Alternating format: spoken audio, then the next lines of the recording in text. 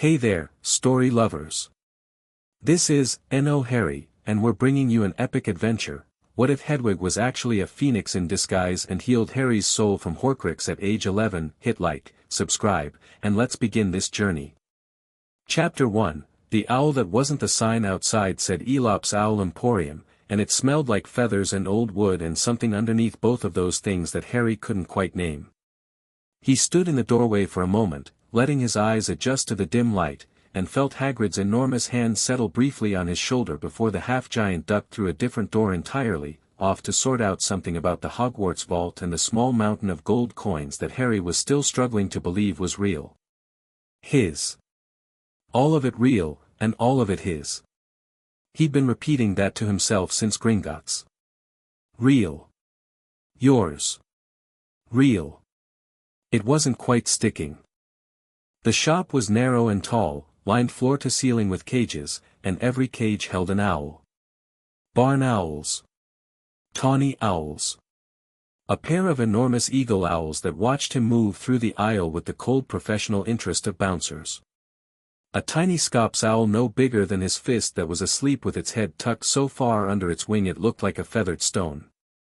Harry walked slowly, hands in his pockets, not sure what he was looking for. He hadn't planned on an owl. Hagrid had mentioned it, "Yell want an owl, everyone gets owls," with the casual certainty of someone describing a law of nature, and Harry had nodded along because he didn't yet know what questions to ask. He'd spent 10 years not asking questions.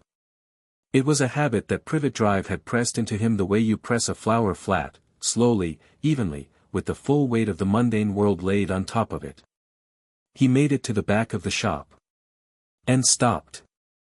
She was on a perch at the very end of the row, set slightly apart from the others, and she was the most white thing Harry had ever seen. Not the white of old paper or dirty snow or bathroom tile, genuinely, completely, achingly white, the way you imagine white before the world puts its fingerprints on it.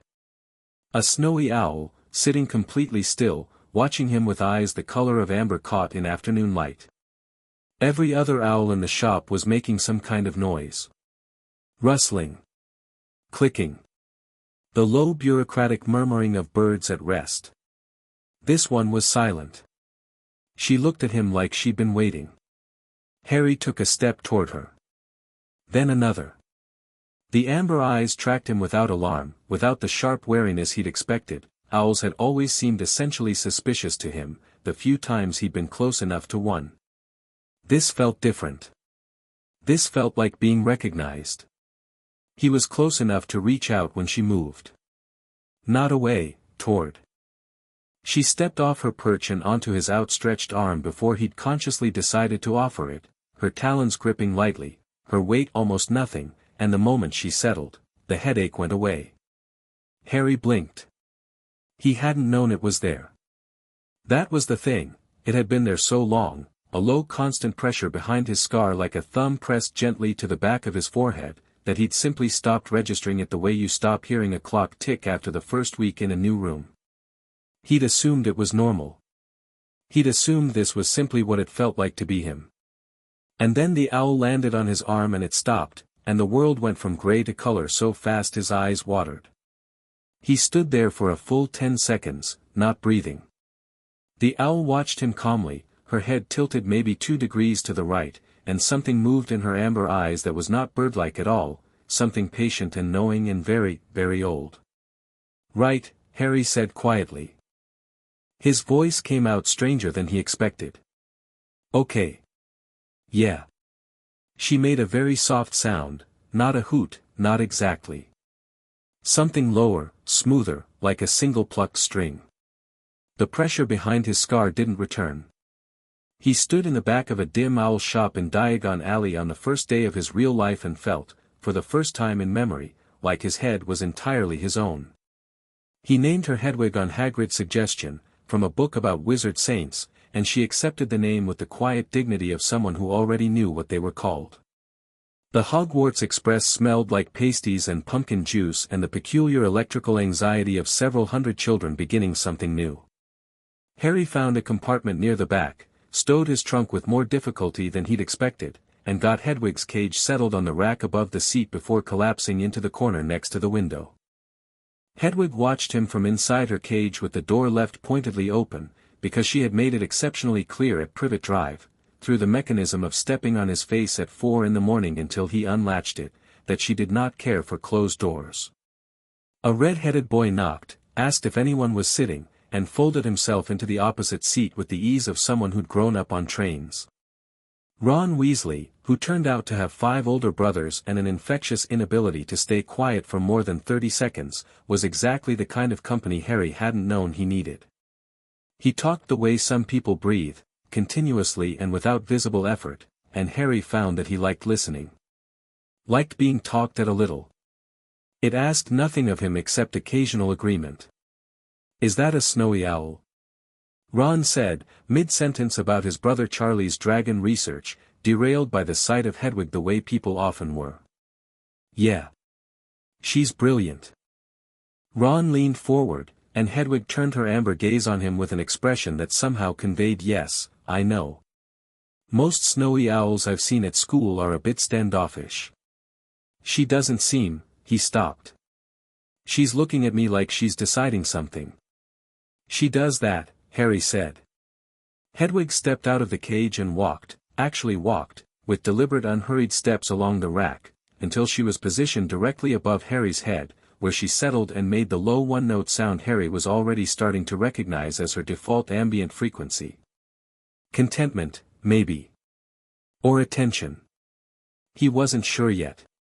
He was beginning to think the distinction might not matter. Ron watched this with open fascination. "My mum's owl just sits there looking miserable. Yours acts like she owns the train."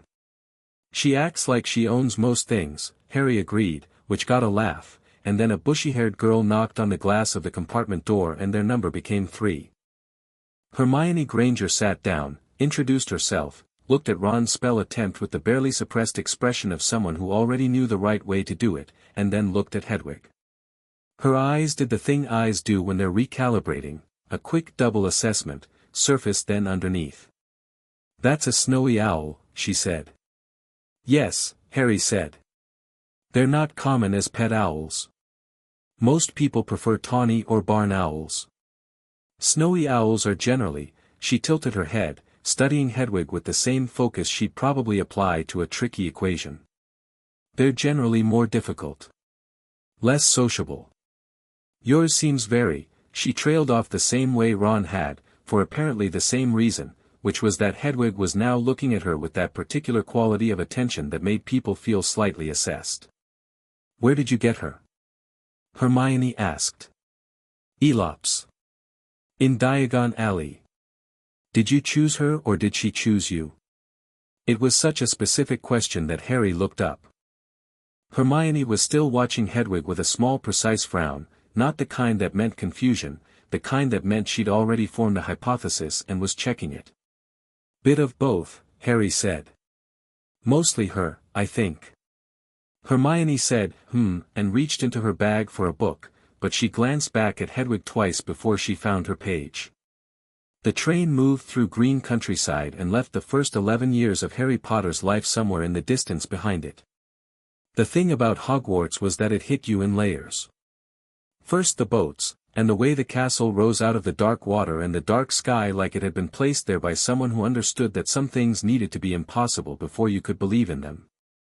Harry had felt the shock of it hit his sternum like a fist, a good fist, the kind that knocked you awake, and Hedwig, perched on his shoulder because he hadn't been able to make himself leave her in the luggage, had made the low sound and leaned her head briefly against the side of his face. Then the great hall, with its candles and its bewitched ceiling and the sorting hat singing on a stool, and hundreds of faces, and the weight of the moment pressing down on Harry's shoulders like weather. He'd stood in line with the other first years and felt the familiar fog trying to creep back in, the muffling sensation, the sense of himself receding slightly, and had rolled his shoulder instinctively, the phantom memory of Hedwig's weight there doing something to hold the edge of it back. The hat had been placed on his head and had gone quiet for 3 full seconds, which felt, from the inside, like standing in a doorway while 2 people argued about you in the next room. Difficult, the hat had said, but only inside his head. Very difficult. Plenty of courage, I see. And a mind that hasn't been allowed to stretch yet, interesting. Loyalty runs deep. There's something else here, too. Something that doesn't quite feel like it had stopped. A pause that felt like surprise. Gryffindor, it had said, more firmly. Definitely Gryffindor. He'd gone to sit with the red and gold table and Ron had followed minutes later and thumped down beside him and started loading his plate with everything in reach, and Harry had thought that whatever the hat had nearly said, it didn't matter yet. It started small. The defense against the dark arts professor wore a turban and smelled of garlic and had a habit of touching the back of his head in the particular, compulsive way people touch a tooth they know is rotten. Harry noticed on the first day that when Professor Quirrell stood within 10 feet of him, the pressure behind his scar spiked, brief and sharp, like the volume on the constant low headache being turned up suddenly. He noticed because the headache itself was so much quieter than it had been before Hedwig. He hadn't told anyone about that. About the headache that had existed so long he'd thought it was structural, a feature rather than a flaw, or maybe just the migraine that being Harry Potter carried as standard equipment. He hadn't told anyone because how do you explain something you only understood in its absence? The spike when Quirrell came close was different from the baseline noise. It was directional. It pointed. Harry watched Quirrell teach his first defense lesson, stumbling, apologetic, over-humble in a way that felt like a performance of itself, and thought about it. That night, Hedwig sat on the foot of his bed and watched him think.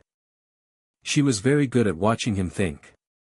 She had a quality of attention that didn't demand anything, didn't offer easy reassurance, just held the space while he worked through things.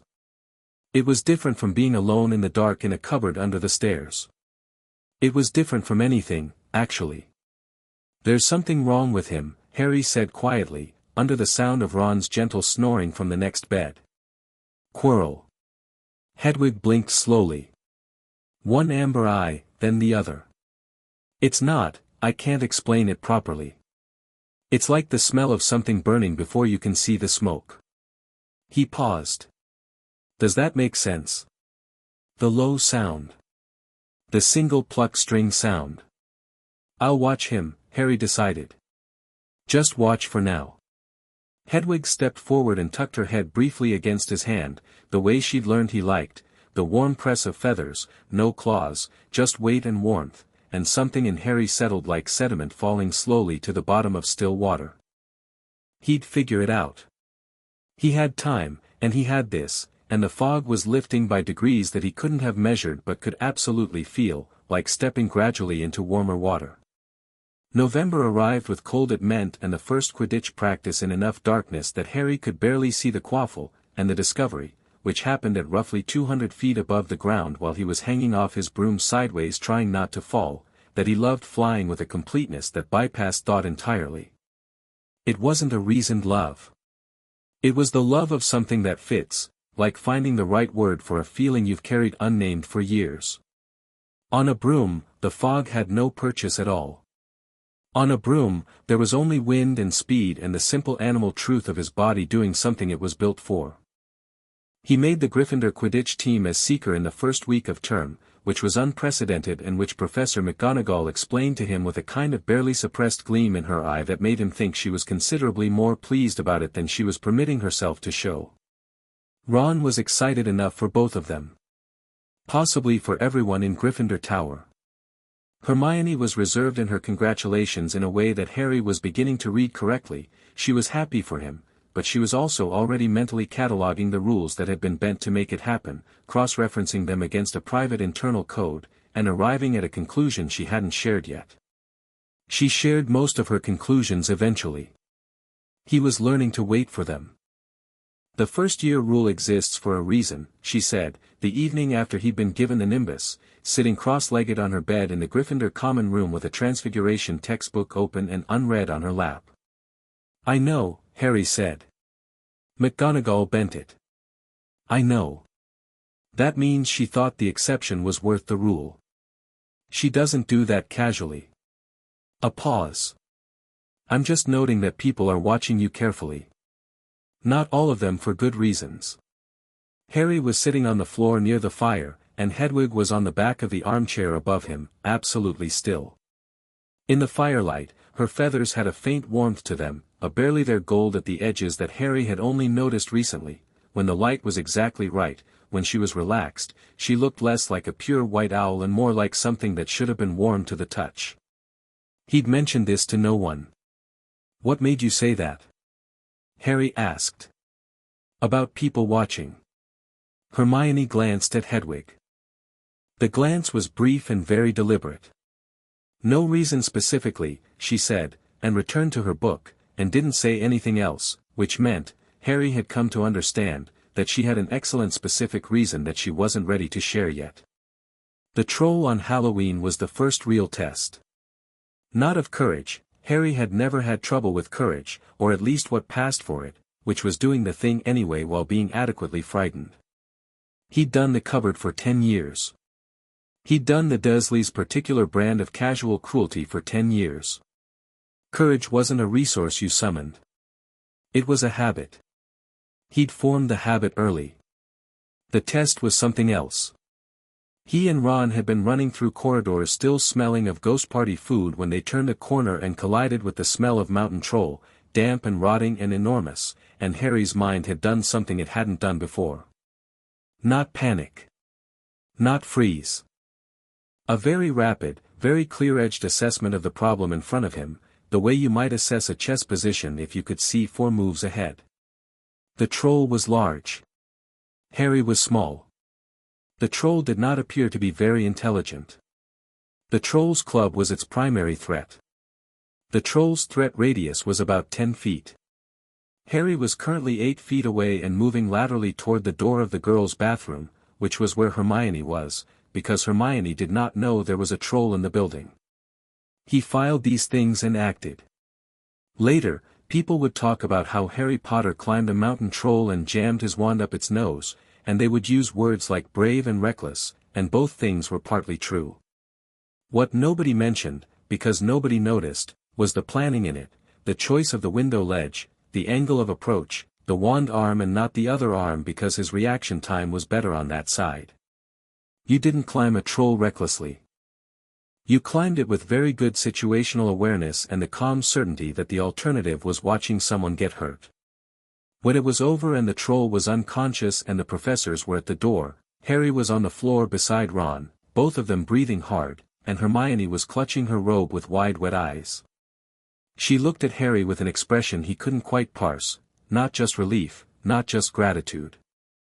Something that was beginning to resemble the look she'd had studying Hedwig on the train. Working out a hypothesis, Harry thought. Let her work. He was building his own. The thing under the trapdoor. It had started as a background awareness, the dog, the harp, the feeling that several layers of protection were arranged sequentially like rooms in a house, and had crystallized over the winter months into something approaching certainty. The philosopher's stone. Flammel. Quirrell's hands when he thought no one was watching, always touching the back of his own head, that repetitive anxious motion. And his scar. The spike that came with proximity to Quirrell was getting harder to ignore. Harry had taken to sitting near the back of defense class, angled slightly, so he could watch Quirrell without appearing to.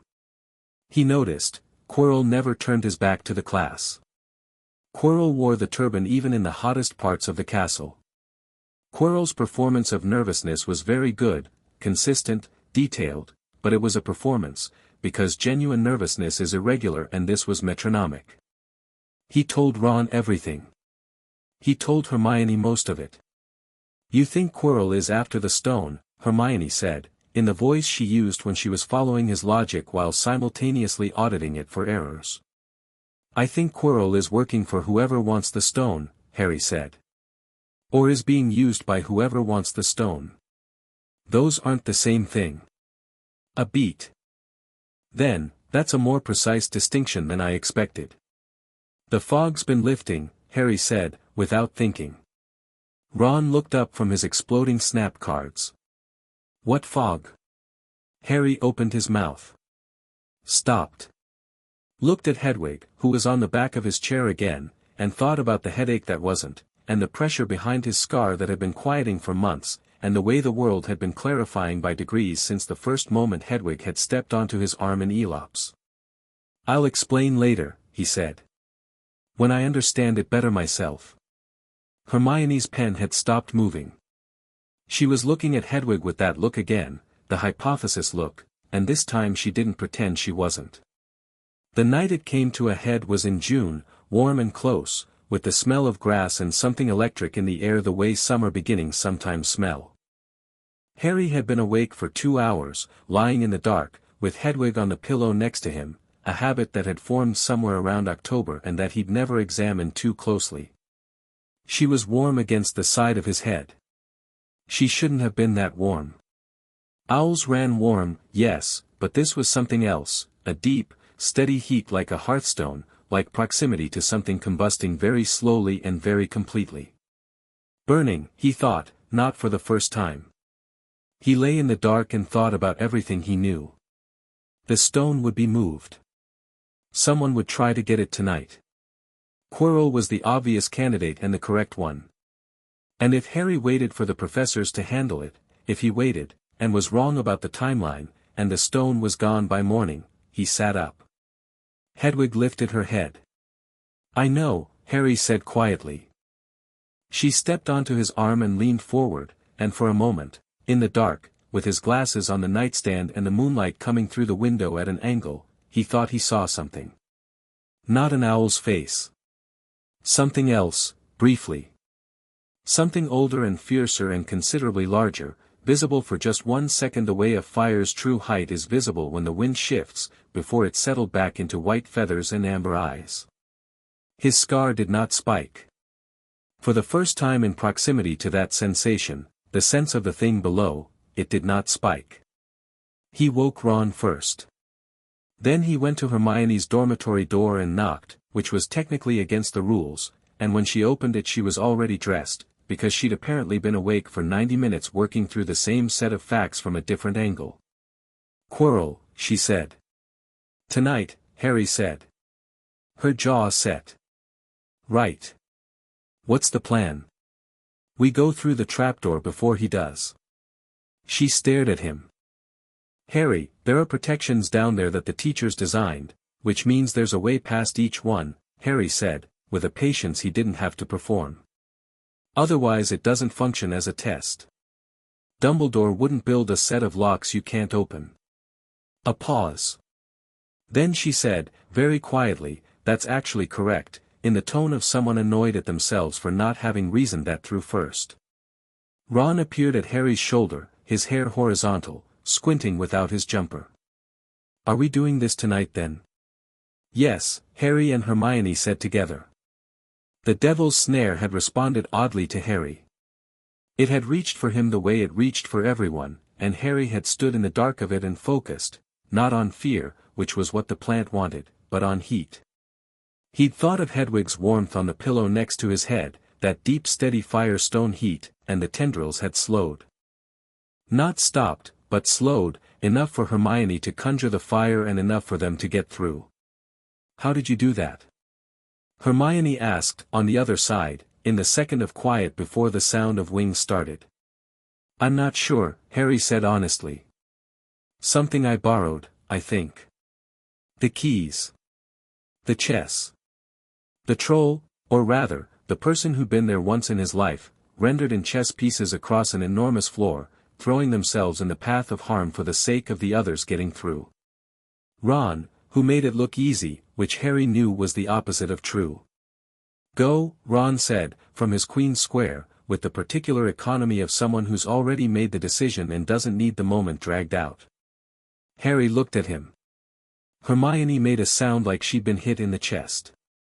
"I'll come back," Harry said. "Obviously," Ron said, which meant "I know, now go, stop making me say things." The room with the mirror was quiet and smelled of old stone and, faintly, something Harry now recognized, had always recognized, at the edges, beneath the garlic and the nervous teacher smell, like rot wearing a costume. The presence. Quirrell stood in front of the mirror of Eriste and was not nervous and was not stumbling and did not smell like garlic. He stood straight and spoke clearly and the turban was already beginning to unwind. Harry stood in the doorway and felt the spike of the scar with something like recognition rather than pain. There it was. There was the thing that had been pressing on the back of his head all year, all life, made external and obvious and impossible to ignore. "Harry Potter," Quirrell said. "I wondered if it would be you." "You were using the troll," Harry said.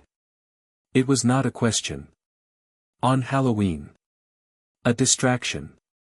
Not just from the stone, from me, from whether I'd put it together yet. Quirrell's head tilted.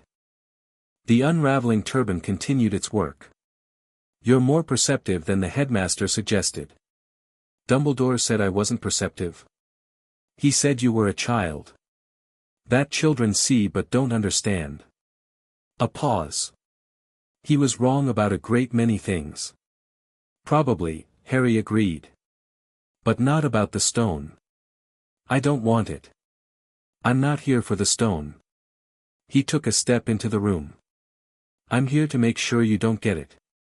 The face on the back of Quirrell's head was the thing his dreams had almost shown him, the face at the edge of screaming, chalk-white, red-eyed, a face that had burned away its own humanity the way you burn away everything non-essential to get to an essence, except the essence turned out to be wrong. "The boy who lived," Voldemort said. "Still full of his mother's magic, aren't you? Still hiding behind dead love."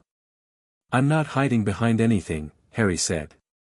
And for the first time, it was simply true. His scar burned, not the old familiar pressure but something active and reactive, the burn of a wound being cleaned. He'd felt this before, on smaller scales, all year. This was the same thing, concentrated. He walked to the mirror. He looked in it.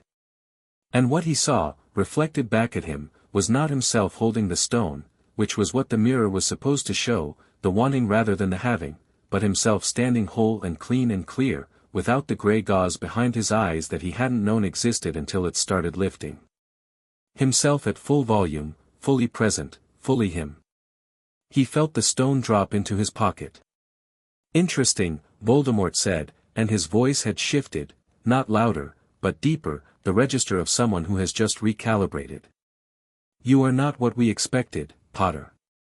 What has changed in you?" Harry turned around. Quirrell lunged. The contact, when it came, was like closing a circuit. Harry hadn't known his hands were hot until they touched Quirrell's face and the temperature differential became obvious, cold trying to hold on to something running warm, a warmth that started in his chest and radiated outward through his palms with the clean and terrible efficiency of fire doing exactly what fire is meant to do. Quirrell screamed. Voldemort screamed, inside him and behind him, the scream of something being burned from a distance, and Harry held on. He held on because he thought of Hedwig's warmth on the pillow. He thought of Ron saying obviously on a chessboard. He thought of Hermione's hypothesis face and the first moment the headache lifted and the sight of Hogwarts from a boat at night, impossible and real and his. He thought about what it felt like to be whole, even briefly, even partially. What it would feel like to be whole entirely. Not yet, something in him said, not words, but intent, the same way Hedwig communicated. Not yet, but soon. He held on. He woke in the hospital wing with Dumbledore sitting in the chair beside his bed, hands folded, expression carrying something Harry didn't yet have the vocabulary for but would eventually come to recognize as a man realizing his equations don't balance. "You've done a remarkable thing," Dumbledore said. "Kept the stone out of Voldemort's hands," Harry said. "Yes." A pause. "Among other things." Dumbledore's blue eyes held their famous warmth, and behind it, Harry was increasingly good at seeing behind things, something that might have been unease. "Your owl is waiting outside." She was rather insistent. Harry almost smiled. "She usually is." "Harry." Dumbledore's voice shifted in a way that made the air feel slightly different, the way a key change does in music. "There are things, about your scar, about what you are and what you carry, that we should discuss. In time." "Probably," Harry said. Same word he'd used to Quirrell, same tone. "Probably you're right, but on whose schedule is the question." Dumbledore looked at him for a long moment. The warmth in his eyes was real, Harry had never doubted that, but it was accompanied now by something that hadn't been there in their previous conversations. Something that looked, Harry thought, like the specific expression of a chess player who has just been shown that the board contains a piece they didn't account for. "Rest," Dumbledore said, standing.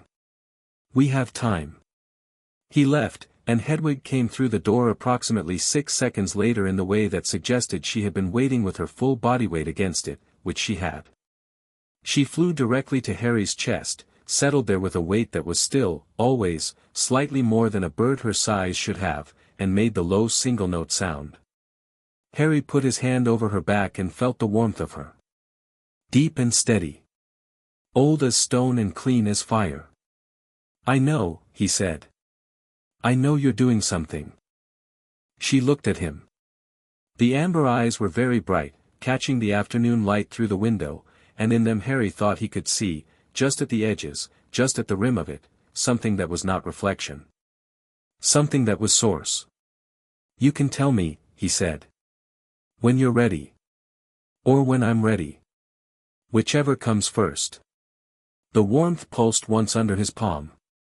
He felt it in his scar, not pain, not the spike or the pressure, but something entirely different. The sensation of clearing. Of space opening where something dense had been. He closed his eyes and let the summer light come through the window and lay in the hospital bed at Hogwarts and felt himself, for the first time, without apology, and without modification, simply and completely present in his own life. Below in the grounds, someone was probably already setting tables for the end-of-year feast. Ron would eat enough for 3 people. Hermione would have 14 things to say about the year and one of them would be about Hedwig and it would be the sharpest one. Harry thought about second year. About the burning that was still in progress, slow and steady and sure. About what would be left when it was done. He thought it might be considerable. He went back to sleep, and Hedwig watched over him with her ancient eyes, and burned. Chapter 2, The Language of Flame. The summer at Privet Drive was different this time, and Harry knew it within 24 hours of being back. Not different in the way that mattered to the Dursleys. Uncle Vernon still took up more than his share of the hallway, Aunt Petunia still moved through the house with the compressed energy of a woman who had decided cleanliness was a form of moral argument, and Dudley still occupied the living room like a weather system. The architecture of number 4 hadn't changed. The rules hadn't changed. The way everybody looked through Harry in the kitchen as though he were a smudge on the wall they'd decided not to clean hadn't changed. What had changed was Harry. Not visibly. Not in any way he could have pointed to and said there, "That's it." But the fog was different now, thinner, more patchwork, like mist burning off a field in the morning, revealing ground that had been there all along. He could think faster and further than he'd been able to in September. He noticed things with an edge that felt new and his, not borrowed, not accidental, but his. The way he noticed that Vernon's bluster had a rhythm to it, that the escalation was always sequenced the same way, that you could predict the moment before the shouting started and simply leave the room. The way he noticed the exact pitch of Petunia's silence that meant she was listening to something she pretended not to hear. He was, in short, beginning to be genuinely difficult to manage, and the Dursleys could feel it without being able to name it. Hedwig helped with that too. She was on his windowsill every morning when he woke, backlit by whatever light the July sky had decided to offer, and the warmth was always there, the hearthstone warmth, radiating off her gently and steadily, doing its slow and patient work. Harry had started putting his hand near her first thing, not touching, just close, and feeling the heat of her like you feel the heat of a fire you're sitting beside. Comfortable. Consistent. There. He'd written to Ron 3 times and Hermione twice by the end of July. Ron's letters were long and detailed and funny and occasionally featured Errol losing altitude. Hermione's were precise and careful, and the third one contained a line near the end, almost parenthetical, that read, "I've been doing some reading about owl behavior. Specifically snowy owls. I have some questions. Not urgent. When you're back at school." Harry had read that 3 times and then looked at Hedwig and said, "She's working it out." Hedwig had looked back at him with amber eyes that said obviously. Are you worried about that? The low sound. Then she turned her head and looked out the window with the serenity of someone who has considered a problem and found it not concerning. Right, Harry said. Okay. Good. Dobby arrived on the worst possible evening. The Masons were coming for dinner, the house was on its best behavior, and Harry was eating toast in his room to stay out of everyone's way, and his arrival was exactly as subtle as a house elf sitting on Harry's bed making audible fists with his pillowcase while crying with a volume generally associated with grief or very good news. Harry stared at him. Who are you? Dobby, sir. Dobby the house elf. A fresh wave of weeping. Dobby has come to warn Harry Potter. Such an honor it is, sir, such an, how did you get in here? Dobby blinked. The question seemed to reset him slightly. House elves can go where they is needed, sir. Okay. Harry pulled his desk chair around and sat in it backwards, arms over the top. So warn me, then. What's the warning? Dobby's large green eyes went enormous. He'd apparently expected more preamble to this part. Harry Potter must not go back to Hogwarts, sir. This year, terrible things is being planned. Harry Potter is in terrible danger if he, what kind of danger? A pause. Dobby wrung the pillowcase. Dobby cannot say, sir. Then that's not very useful information, is it? But, Harry Potter must believe Dobby. The chamber, there are plans, he stopped. Looked at Hedwig, who had moved. She'd been on the windowsill when Dobby arrived and now she was on the foot of Harry's bed, positioned between Dobby and Harry with the quality of attention Harry had learned to read clearly. She was not alarmed by Dobby, but she was watching him with the focused interest of someone assessing an unknown quantity. Dobby noticed her at the same moment. He froze. Something happened in his enormous eyes, not fear, exactly, but recognition. A trembling, startled recognition, the way an animal goes still when it smells something older than itself. Dobby, Harry said. What is it? The house elf was staring at Hedwig with an expression of complete and open astonishment. His pillowcase hands had gone still. The crying had stopped entirely. That is, Dobby's voice was barely a whisper. That is not an owl, sir. I know, Harry said. Dobby looked at him sharply. Harry Potter knows. Not the specifics. But I know she's, something else. Something more. Harry looked at Hedwig. She was watching Dobby with head tilted, entirely calm, and the warmth coming off her was perceptible from where Harry sat, actual heat, gentle and even, the kind that had no business coming from a bird that size. She's been, he tried to find the word. She's been here since the beginning. She's been helping. Yes, Dobby breathed. Yes, sir. Dobby can see that.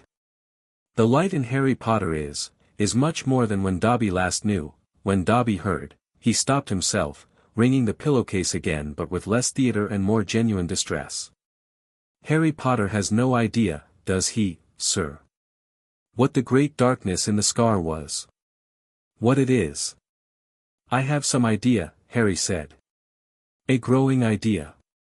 He kept his voice level, watching Dobby carefully. You know more than you're saying. Dobby serves a family, sir. Dobby cannot betray a family connected to the chamber. Silence. Someone's going to open it, Harry said. Not a question.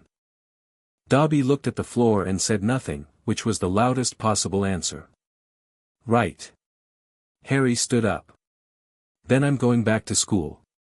Because whatever's coming, I'd rather meet it there than wait for it here.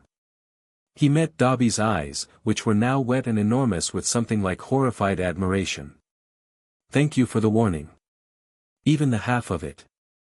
Dobby reached out and touched Harry's sleeve for 1 second, barely contact at all. Harry Potter is very brave, he said quietly. Harry Potter is very different than Dobby expected. People keep saying that this year, Harry said, which was when the crash came from downstairs and the smash of the pudding hitting the mason's wife, and the evening became a different kind of problem entirely. The remainder of the summer compressed itself. The Weasleys arrived in the fireplace like a controlled explosion of red hair and good intentions, and Fred and George with their flying car and the window coming off its hinges, and the surge of genuine, unguarded happiness Harry felt at seeing Ron's face grinning down at him from outside his window at 2 in the morning was the kind of clean uncomplicated thing the fog had always diluted before. It hit him full strength now. It was almost embarrassing in its intensity. He said nothing about that. But he felt it. The Burrow was everything Privet Drive was not, and Harry walked through it on the first morning, the smell of toast and something magical simmering, the clock with hands pointing to home and mortal peril, the gnomes being defenestrated from the garden with sporting enthusiasm, and felt something in his chest do a thing it didn't usually do. He stood in the Weasleys' kitchen and felt, without particular drama, that he was somewhere he was wanted. That the wanting wasn't conditional or performed. That it was simply a fact of the space, the way warmth is a fact of a room with a good fire in it. Molly Weasley fed him 3 portions of everything at every meal and looked at him sometimes with an expression he was only now becoming able to receive without deflecting. Like she was angry at something he couldn't see, on his behalf. He understood that better now. Diagon Alley, on the last week before term, was where the year showed its first card. The bookshop. Gilderoy Lockhart, who Harry had been warned about by Ron in approximately 17 letters and who exceeded every warning by being exactly as described and somehow still more. He had Harry's arm in his grip for the press photograph before Harry had processed the approach, and Harry's first clear thought was, this man is afraid of something, and the bragging is the armor. He smiled for the photograph and didn't try to pull away because causing a scene in a bookshop served no one, and thought, defense against the dark arts teacher this year. Of course. Draco Malfoy arrived with his father and the air changed quality immediately, the way it changes when a cold front moves through, a distinct shift in pressure. Lucius Malfoy was tall and deliberate and held himself with the ease of someone who had never had to wonder whether a room would accommodate him.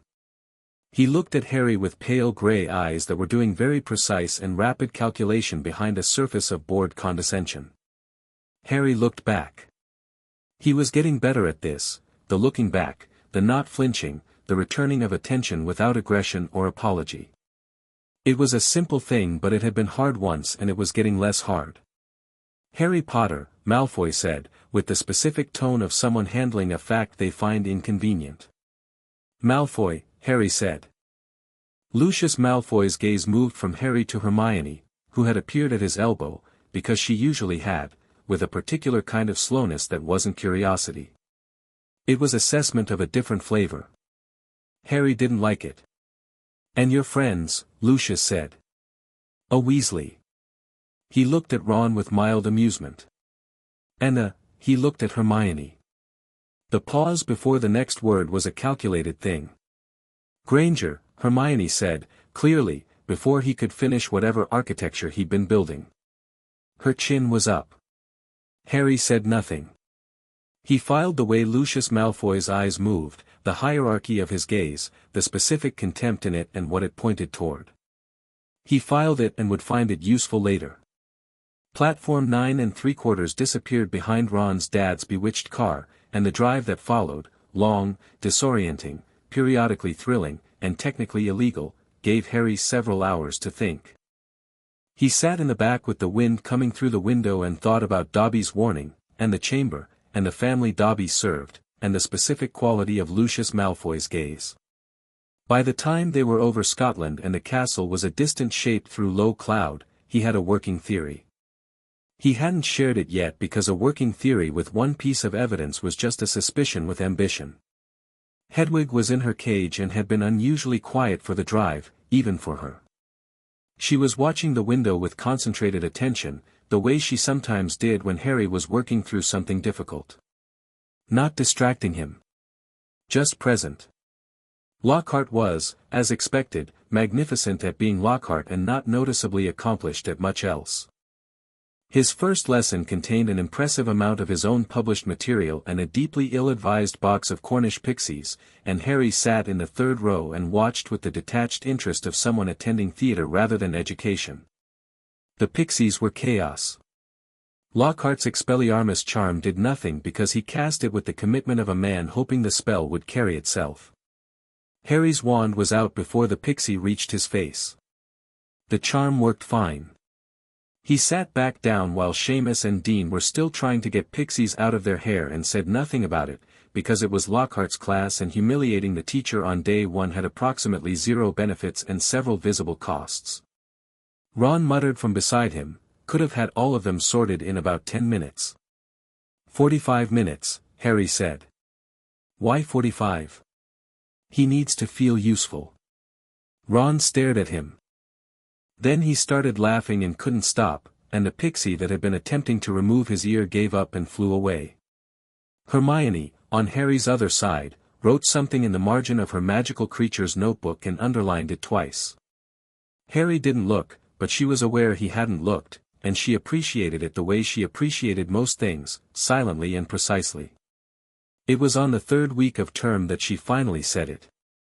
They were in the library, the 3 of them at the round table near the restricted section that they'd colonized by unspoken agreement as their regular workspace. Ron was pretending to read History of Magic. Hermione had 4 books open simultaneously and was cross-referencing with the efficiency of a person who genuinely enjoyed this, which she was. Harry was watching Hedwig. Hedwig was on the table, which Madame Pants disapproved of but had given up challenging after Hedwig had turned and looked at her the 3rd time with an expression that communicated, without aggression, that this was not a battle worth waging. She doesn't behave like an owl, Hermione said. No, Harry agreed. Ron looked up. It's not just sociability, Hermione continued, turning a page without looking at it. Or intelligence, some owls are unusually intelligent. It's the heat. Snowy owls don't run warm. They're adapted for cold environments. Physiologically, their body temperature should register lower relative to their feather-to-body ratio, not higher. And she runs, she glanced over. I can feel it from here, Harry. I could feel it on the train last year. She is noticeably warmer than a bird her size has any physical reason to be. Yes, Harry said. I looked it up. Hermione's voice had gone very careful, the tone of someone carrying something breakable. There's a category of magical creatures, very old, very rare, that can take other forms. Sustained forms. Not transfiguration, which is temporary and active, but a state. A settled shape maintained over time through an act of will. She paused. Phoenixes can do it. In the very oldest accounts.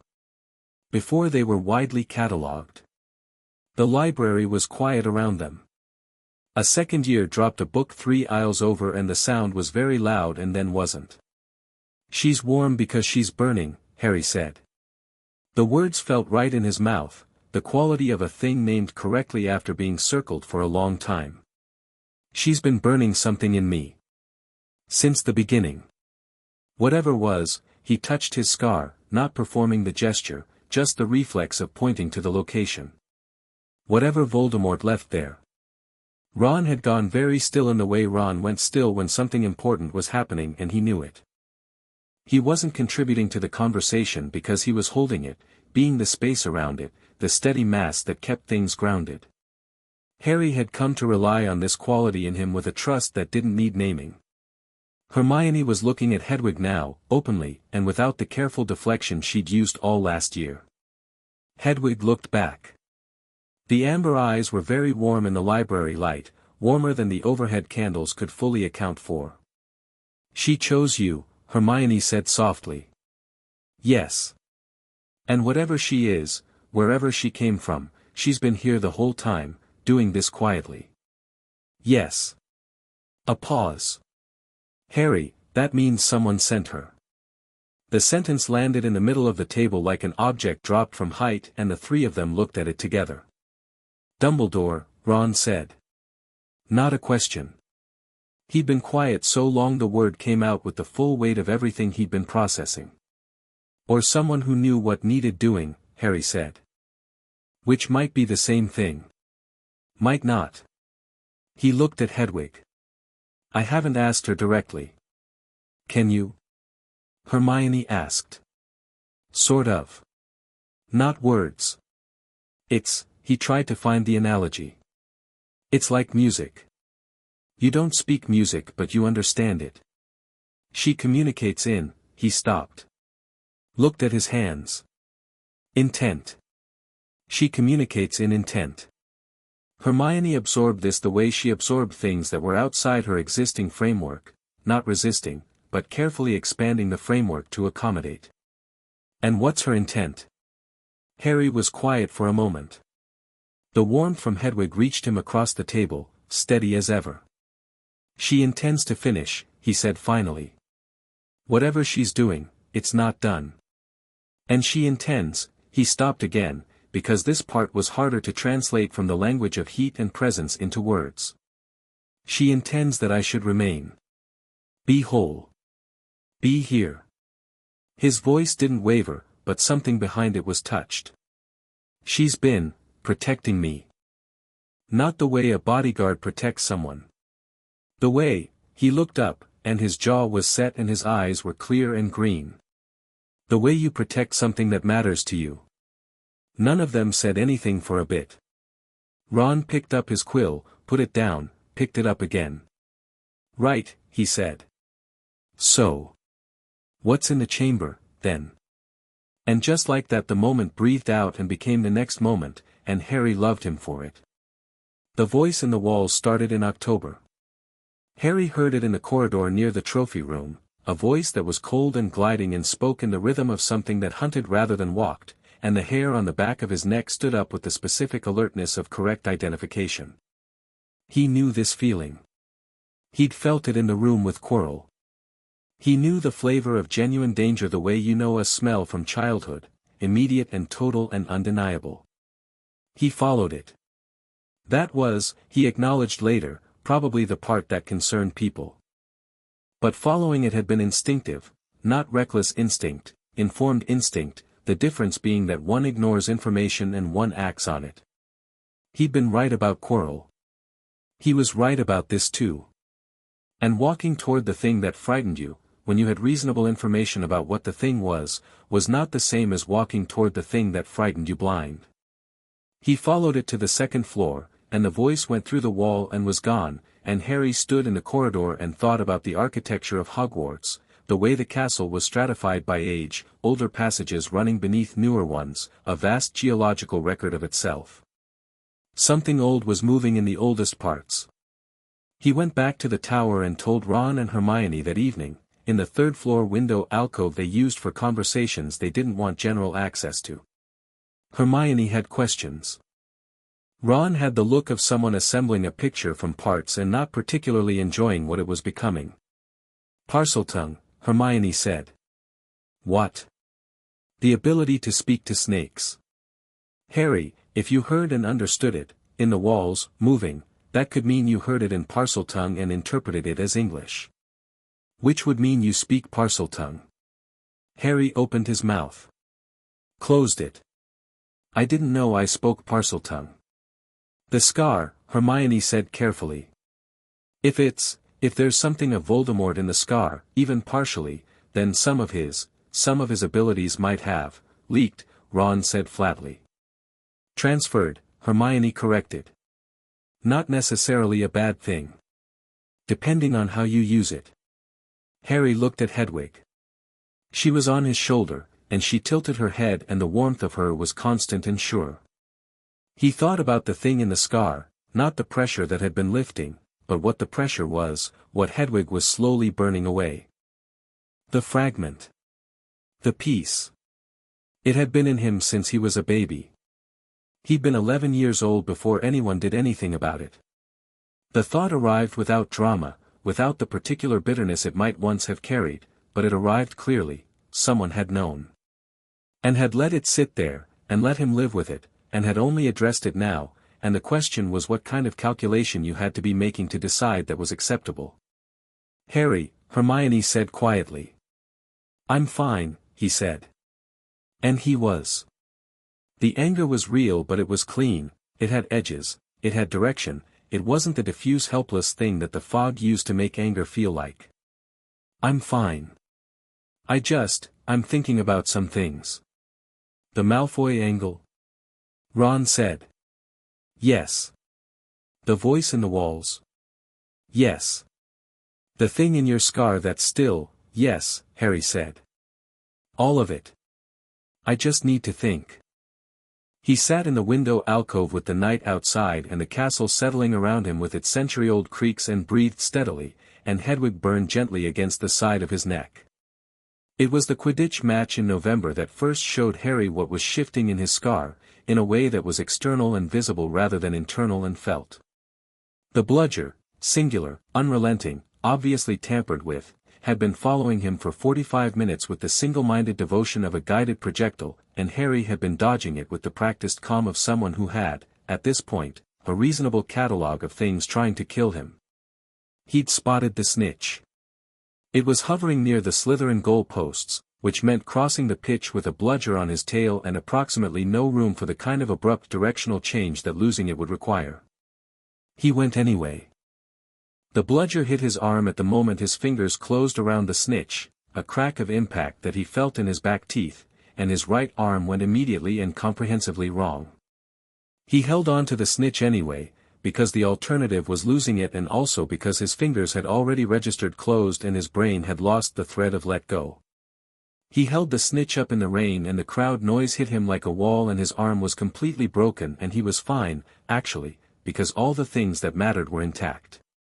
He dropped the last 10 feet off his broom with more control than anyone expecting a dead arm should have managed, and landed on his feet, which impressed him mildly. Lockhart appeared out of nowhere with the particular energy of someone who had been waiting for an opportunity, cast a spell that removed every bone in Harry's arm with an air of cheerful confidence that bore no relationship to what had just happened, and departed with the look of a man who had performed well. Harry stood in the rain with an arm full of jelly and looked at Lockhart's retreating back and thought, it was the wrong kind of Skillgrow charm. He knew it wasn't right, and he did it anyway because he wanted to be seen doing something. He filed this. It would matter later. The hospital wing that night gave him Dobby again, weeping apologetically at his bedside and admitting the bludger had been his doing, meant to injure Harry enough to send him home, meant to keep him from the castle and the chamber and whatever was coming. And then the petrification of Colin Creevey. Harry lay in his regrowing bone agony and thought about the sequence of things, the voice in the walls, the spider exodus Ron had mentioned, Dobby's specific choice of a bludger, which would injure but not kill, and understood that the thing in the chamber was being managed by someone who wanted it open but needed it targeted. Not random. Someone with a plan. He thought about the diary Ginny Weasley had been writing in with increasing frequency and the way she'd seemed, this term, like she was slowly being translated into a language she hadn't chosen. He thought about Lucius Malfoy pressing a book into Ginny's cauldron in flourish and blots with a smile that didn't go to his eyes. There it was. The weeks between Colin's petrification and Christmas were full of increasingly bad Lockhart lessons and increasingly tense corridors and the particular cold water awareness of a threat that was patient and deliberate in choosing its moments. Harry walked through them with his eyes open, talking to people he trusted and watching people he didn't. He caught Hermione in the library 3 days before Christmas, surrounded by more books than usual, which was a meaningful quantity. She'd been quiet and specific in her research questions lately, the kind of specific that meant she was closing in on something. The Chamber of Secrets, Harry said, sitting across from her. You know what's in it? I have a hypothesis, Hermione said. She slid a piece of parchment toward him. On it, in her clearest handwriting, were 3 words. Basilisk. King of Serpents. Harry read it. A giant snake. Not just giant. Ancient. 15 centuries old, if the chamber was sealed when Salazar Slytherin left. Kills with its gaze. Only a Parselmouth can control it. She met his eyes. Which means you might be the only person in this school who can face it and have any chance at directing it. At communicating with it. Harry thought about the voice in the walls. The cold, gliding, ancient rhythm of it. It's not malicious on its own, he said slowly. It's being directed. It kills what it's pointed at. Yes. So the fight isn't really with the basilisk. No, Hermione agreed. The fight is with whatever's directing it. Which is, she tapped the word diary she'd written in the margin. Something with Voldemort's intelligence and none of his current limitations. A memory. A preserved piece. Harry was quiet for a moment.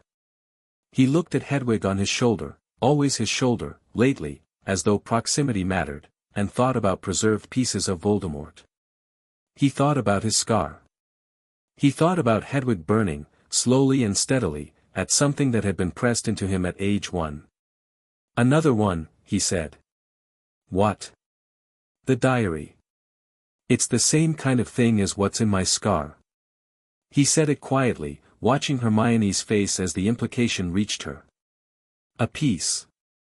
A container. Something that shouldn't exist. Hermione went very still. Her pen had stopped. Harry, that would mean, there are multiple of them. Deliberately created? I don't know how many. He didn't look away. But at least 2.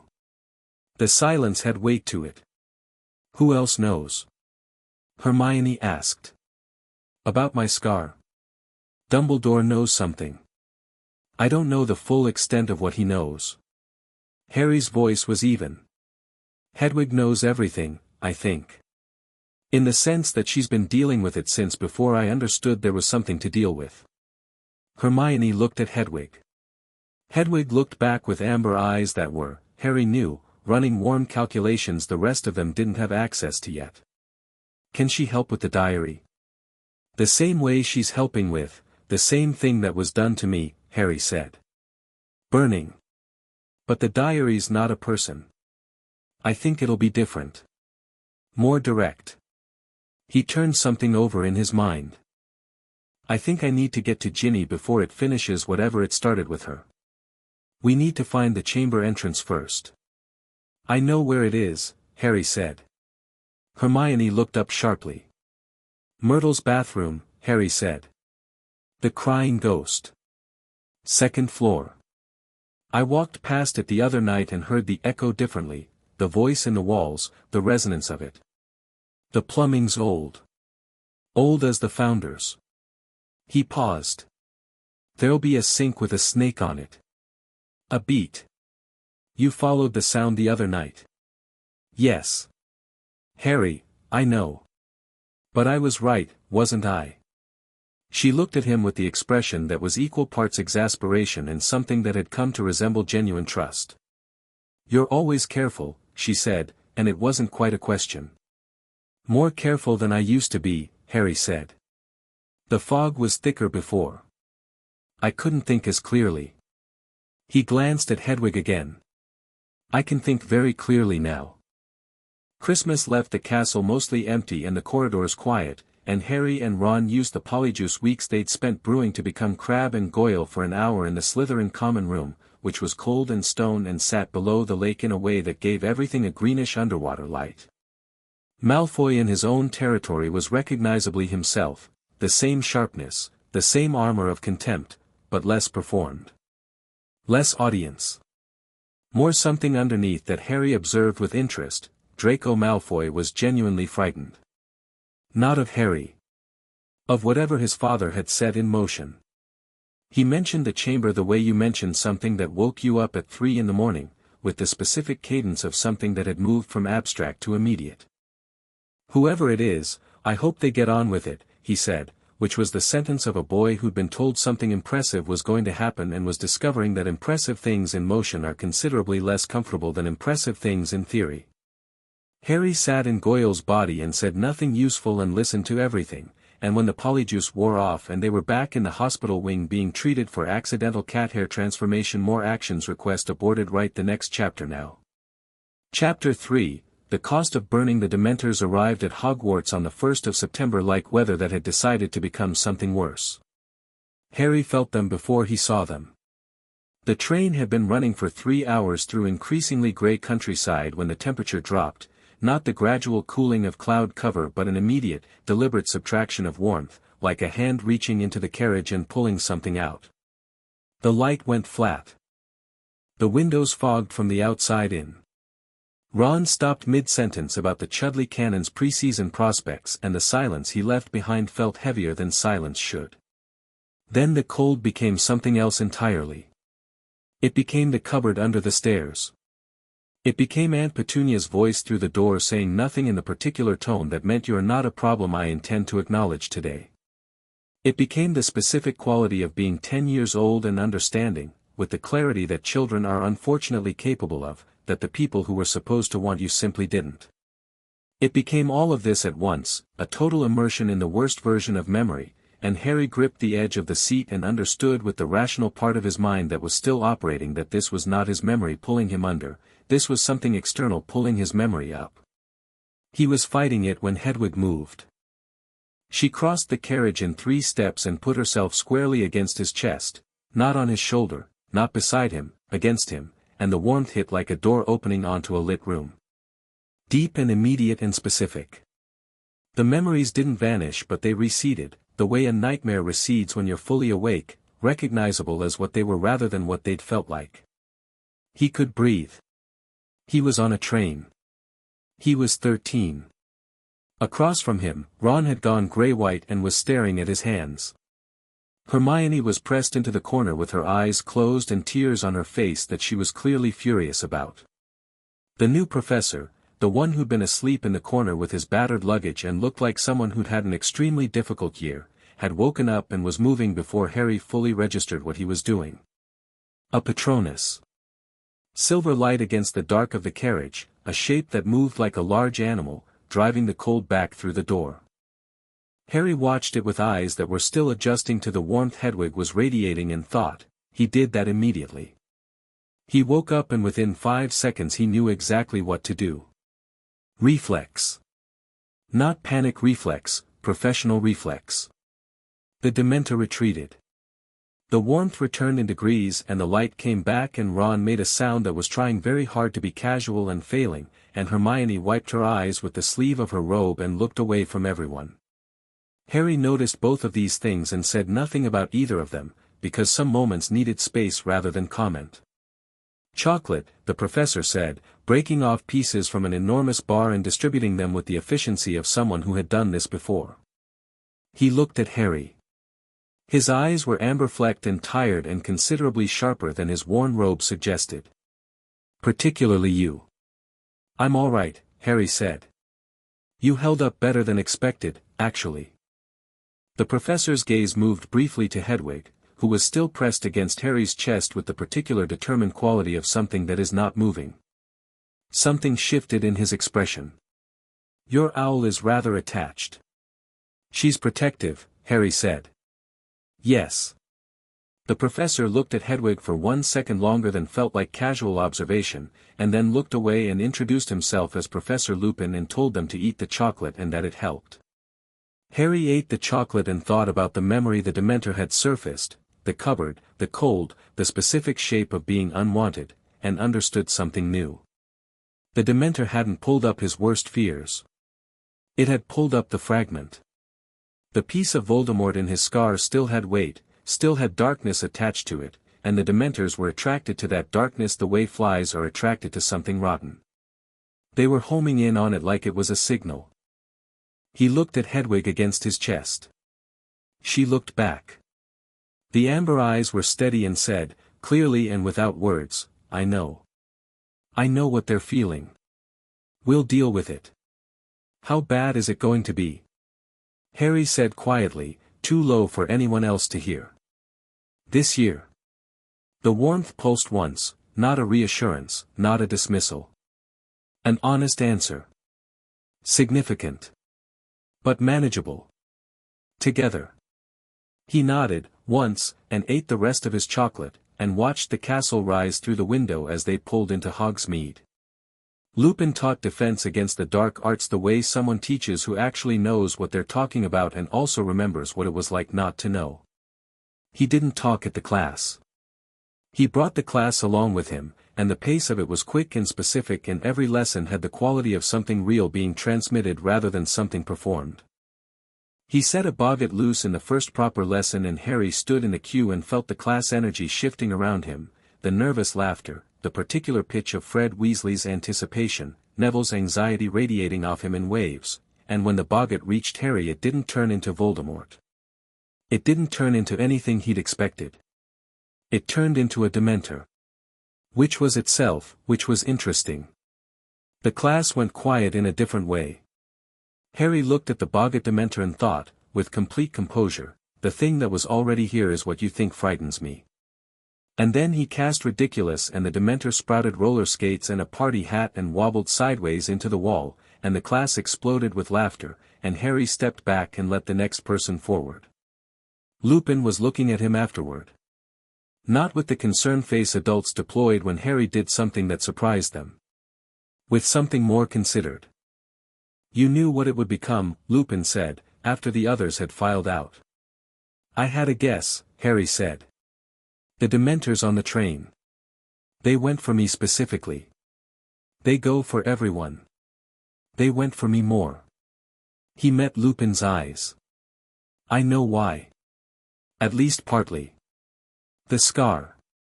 He watched Lupin's face for the reaction. There's something in the scar that they're attracted to. It's dark enough to act like a beacon. Lupin was quiet for a moment that was too controlled to be surprise. That's a very precise analysis for a third year. I've had 1.5 years to work toward it. Harry hoisted his bag. I was wondering if you'd teach me the Patronus charm. The pause this time felt like a decision being made. It's NEWT level magic. I know. Most adults can't cast a corporeal one. I know that too. Lupin looked at him, really looked, the way Hedwig looked, the way Hermione looked when she was revising her hypothesis, and said, "Come to my office on Thursday." The Patronus practice was where Lupin and Harry began to understand each other properly. The first session, Harry managed a thin silvery vapor that dispersed before it became anything. Lupin said this was very good for a first attempt and meant it. Harry tried again and the vapor thickened. The third attempt produced the beginning of a shape, large, four-legged, rushing forward with the quality of something born moving, and the Dementor boggart lurched back and Lupin's expression did something interesting. Again, Harry said. We should stop for, again, Harry said, without heat but without any softness either. I need this to work. The Dementors are going to keep coming for me specifically and I'd rather meet that prepared. Lupin looked at him for a moment and then nodded and reset the boggart. Harry cast. The shape came clearer, large, silver, moving with purpose, and the boggart fled into its box and Lupin closed the lid and turned around with an expression Harry was starting to be able to read, the look of someone repeatedly encountering data that challenges their model of what should be possible. Your happy memory, Lupin said. What do you use? Hedwig, Harry said. Specifically, the first time she landed on my arm in Diagon Alley. The second she settled. Lupin was quiet for a moment. That specific? That specific. Harry sat down in the nearest chair, feeling the good kind of tired. Everything, it all kind of started then. Everything that's been getting clearer, getting better. It all started in that exact moment. He paused. She's the happiest thing I have. She always has been. There was something in Lupin's eyes at that moment that was private and old and turned away from quickly. He said, very gently, she's a remarkable creature. Do you know what she is? Harry asked. The half-second before the answer told him more than the answer. She's your owl, Harry. She's my owl, Harry agreed, in a tone that made the sentence carry everything that was left unsaid, and Lupin heard all of it and they both let it sit there for a moment and then moved on, because sometimes the right move is not pulling a thread all the way out. Sirius Black was a name Harry had grown up not knowing was relevant. He'd heard it on the radio once at Privet Drive, armed and dangerous, the public is warned, in a voice that managed to make those words sound simultaneously alarming and not quite real, the way news voices make distant things. He'd filed it with the rest of the world's large problems that didn't touch number 4, Privet Drive directly. Then the stories started arriving in pieces. Ron's dad, low-voiced at the Burrow over the summer. Then the Hogwarts Express, the guard mentioning him.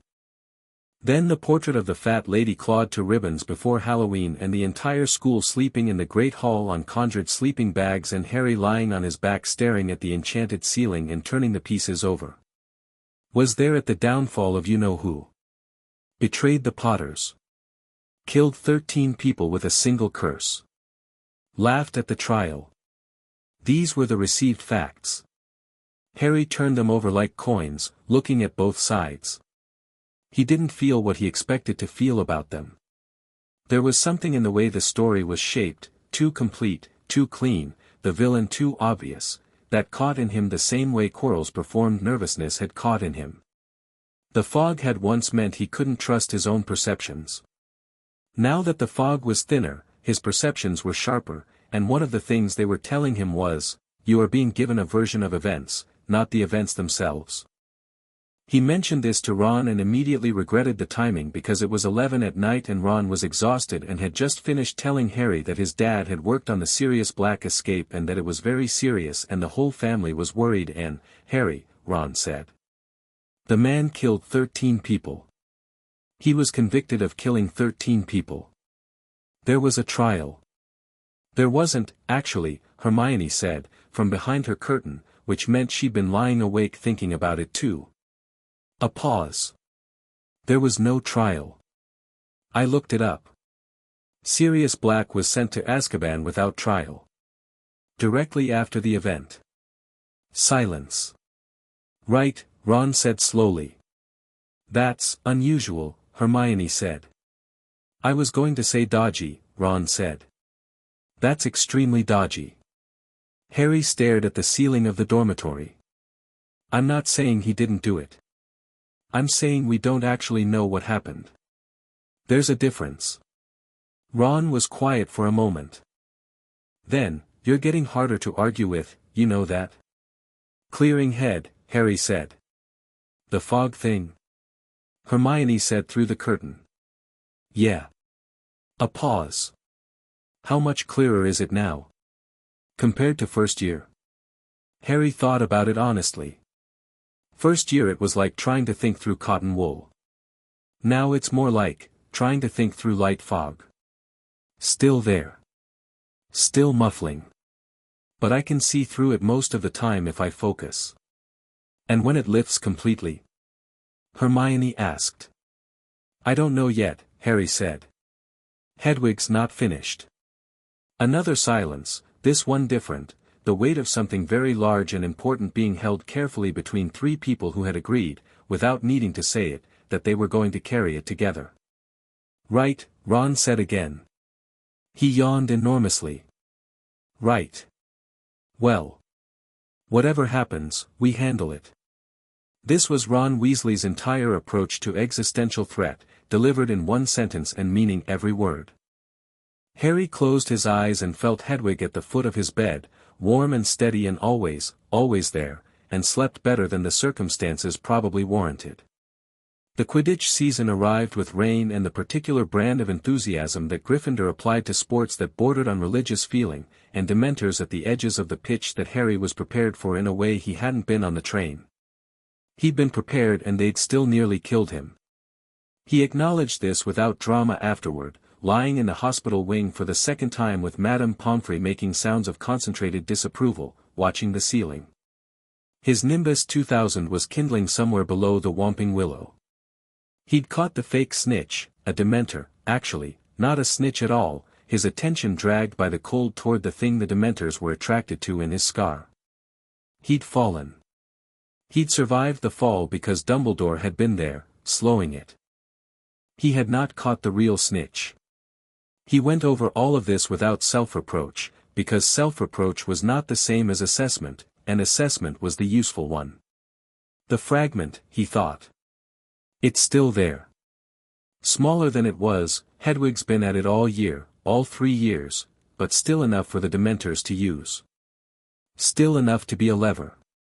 He needed the Patronus to be reliable under those conditions.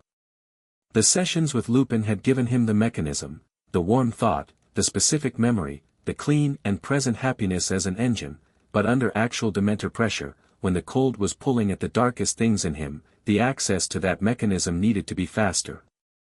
More automatic. Hermione was there when he woke up, sitting in the chair beside his bed with a book open on her lap that she wasn't reading. "Your broom is gone," she said, which was her way of saying "I'm sorry, I know that's terrible." "I know." Malfoy was laughing. Of course he was. She looked at him with eyes that had something complicated in them. "Are you actually all right?" "I'm frustrated," Harry said. "Not hurt." "Frustrated that the Dementors still have access to the dark thing." He looked at his hands. "Hedwig's making progress. I can tell. It's less than it was. But less is not gone, and until it's gone, they'll be able to use it against me." "Harry." Hermione's voice was careful. "I've been thinking about what you said, about the thing in your scar. The fragment. And the diary was the same kind of thing. And if there are multiple of them, I know. If Dumbledore knows, I know." His voice was very level. "I've been thinking about what Dumbledore knows and when he knew it. I haven't reached a conclusion I'm happy with." Hermione didn't look away. "If he knew about the fragment in your scar and chose not to remove it, or chose not to tell you about it, then he had a reason," Harry said. "I just need to understand what the reason was. Whether it's the kind of reason I can accept or the kind of reason I can't." He paused. "Those are very different things." She looked at him for a long moment. "You're not angry?" "I'm angry," Harry said. "I'm doing things with the anger instead of just feeling it. That's different." He glanced at Hedwig, who had been on his bedside table the entire time, warm and watchful. Hedwig being here helped with that. Learning to think clearly helped with that. Both of those happened because, he stopped. Someone intervened. Someone sent her. So even if Dumbledore's reasons turn out to be complicated, the intervention was, he looked for the word. Decent. Someone cared enough to act. Hermione was quiet. Then, very quietly, it might have been Dumbledore who sent her. "Yes," Harry said. "It might have been. And that would be complicated. Sending the cure and also keeping the disease." He looked at the ceiling. "But I'm not ready to be angry at the cure." The Patronus charm worked perfectly under pressure 3 weeks later in a late session with Lupin, the boggart rearing up in the shape of a Dementor and the cold slamming down and Harry standing in it, warm thought at the front of his mind, Hedwig, the first landing, the warmth, the fog lifting, and the silver shape erupting from his wand fully formed and enormous and running. It was a stag. Lupin made a sound that was not a word. The boggart fled. The light returned. Harry stood with his wand down and looked at the silver afterimage of the shape and understood that he was looking at something that had been waiting, the same way you find a word you never knew you were missing. It was his father's animagus form, though he didn't know that yet. What he knew was that it felt right in the specific way that things feel right when they've come from the truest part of you. "Harry," Lupin said. His voice was different. "Stripped down." It worked," Harry said. "Yes." Lupin sat down heavily on the desk behind him, and Harry could see, for the first time, clearly, that Lupin was carrying something enormous and had been carrying it a long time. The tired lines around his eyes weren't just tiredness. They were grief wearing its long-term face. It worked perfectly. "You knew my father," Harry said. A pause. "Yes." "You were at school together." "Yes." "Then you know the shape means something." Lupin looked at him for a long moment with eyes that were very full. "Your father would have been very proud of you, Harry. Whatever else, he would have been proud." Harry took that in. Not as a gift, not as something to be quickly deflected, he had done a lot of deflecting before Hedwig and was doing considerably less now. He took it in and let it be what it was. "Tell me about him sometime," he said. "When you're ready. I'd like to know him through someone who actually knew him." Something in Lupin's face cracked open, briefly, and then closed, and he said, "I'd like that very much," in a voice that meant it in a way that was clearly costing him something. The last week of winter term brought Hermione appearing at breakfast with a face that meant she had crossed the finish line on a research project, and she pushed a piece of parchment across the table that had one word on it, Animagus. Harry read it. Sirius Black. James Potter, Peter Pettigrew, and Sirius Black were all unregistered animagi.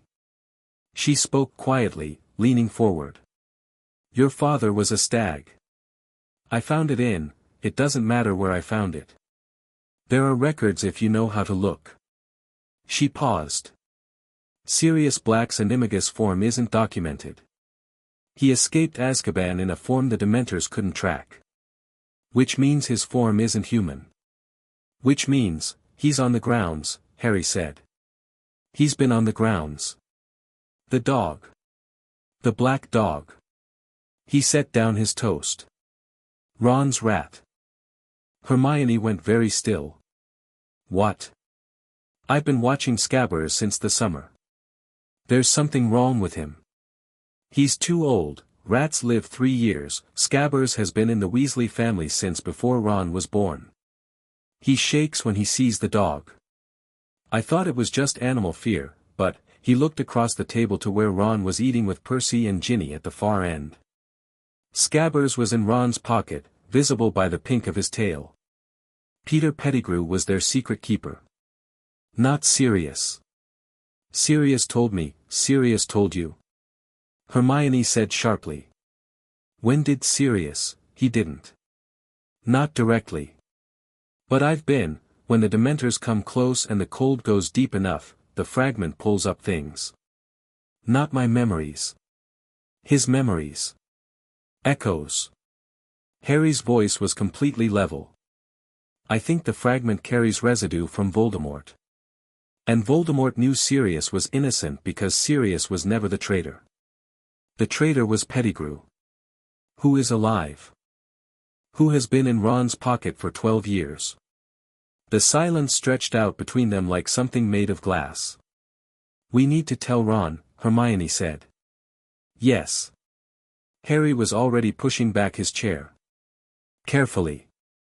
They told Ron in the third-floor alcove, the way they told each other everything important." Harry laid it out clearly and quickly and watched Ron's face move through several things in sequence: disbelief, then the specific discomfort of a loyalty being tested, then the slow deliberate settling of someone choosing to follow the evidence rather than the comfort. "You're saying Scabbers is a person," Ron said. "I'm saying it's possible. Worth checking. And this person," Ron looked at the pink tail visible in his pocket and something happened in his expression that was very complicated. "If Pettigrew's alive, then Sirius didn't kill him," Hermione said. "Then Sirius didn't kill him," Ron repeated slowly. "And he's been in Azkaban for 12 years for something he didn't do." He was quiet for a moment. He ran a hand through his hair. "That's really terrible." "Yes," Harry said. "And my rat has been a person." "Possibly. A person who," Ron's eyes went sharp. "A person who got your parents killed.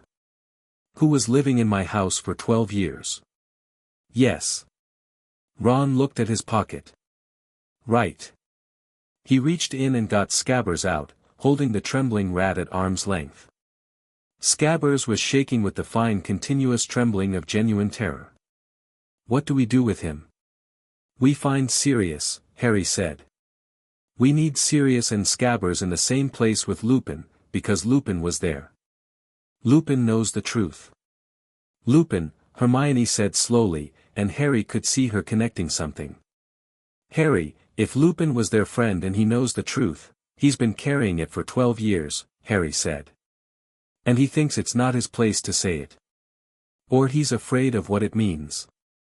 Or someone told him not to." He met her eyes. "But if we bring it to him, he won't be able to pretend he doesn't know. It happened in the way important things often happen, not on the schedule Harry had planned but in the only moment that presented itself.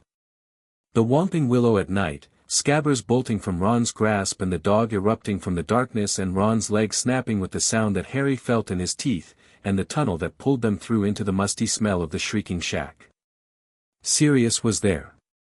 Harry had expected, based on 12 years of received facts and newspaper photographs, a monster. What he found was a man who looked like the ghost of a man, paper-thin and hollow-eyed with the specific gauntness of Azkaban, which extracts things beyond weight. He had a wand and he was pointing it at Scabbers. Harry stepped between Sirius and Ron. Not because he thought Sirius was innocent. He didn't know yet. Because Ron was hurt and Ron was his and nobody got to Scabbers until Harry understood what was happening. Sirius stared at him. "Put the wand down," Harry said. "You'll get what you came for.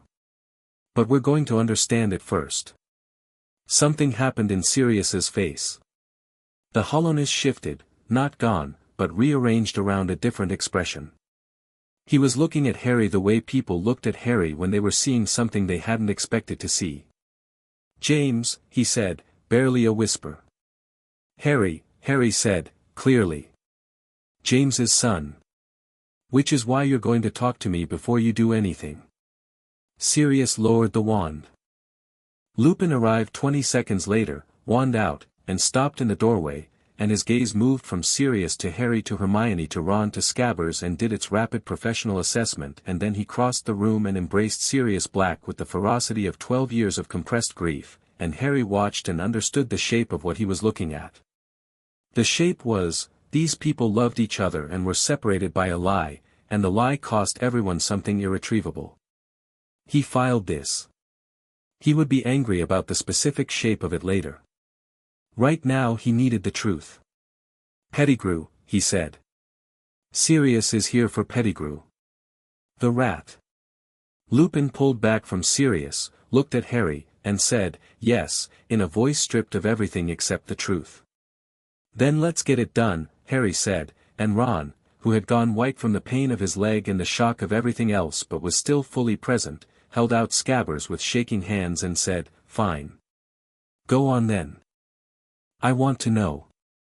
Pettigrew was small and wet-eyed and spent the first 3 minutes of his human existence crying and the next 5 trying to make everyone feel guilty for catching him, which Harry observed was a very specific kind of character. Not a coward exactly, cowardice implied some base of courage to fall from. Something more structural than that. A person who had so thoroughly organized themselves around self-preservation that they had no interior life that wasn't in service to it. "You gave them to him," Harry said. Flat. Clean. He wasn't shouting. He didn't need to.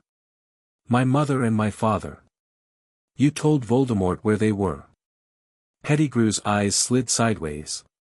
"He would have found them, don't," Harry said, and his voice had an edge that made Pettigrew stop talking. "Don't reason it out for me. I heard you. I know what you did. I'm deciding what to do with you." Sirius and Lupin both looked at him. Sirius had his wand out. "We take him to the castle," Harry said. "Snape's there, he'll be furious enough to be useful, he'll want the arrest to happen properly. Pettigrew goes to the ministry. Sirius gets his trial." He looked at Sirius directly. "You'll get the trial you should have had 12 years ago. That's worth more than what Sirius wants to do right now, and I think Sirius knows it." Sirius looked at him for a long moment. Then, slowly, he lowered his wand. "You're very like him," he said. "James. The way he'd get," he stopped. "The way he'd get clear when it mattered." "Tell me that when you're free," Harry said. "Let's go." The night came apart after that in the way nights do when too many things are happening at once, the full moon, which nobody had prepared for because the Marauder's map had not been enough warning.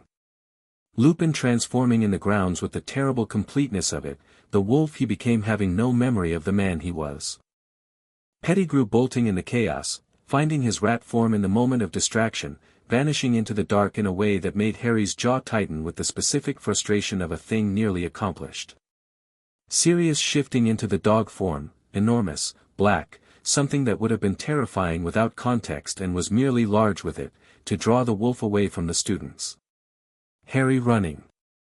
The Dementors finding him in the dark by the lake because of course they did, the fragment in his scar still present, still a signal.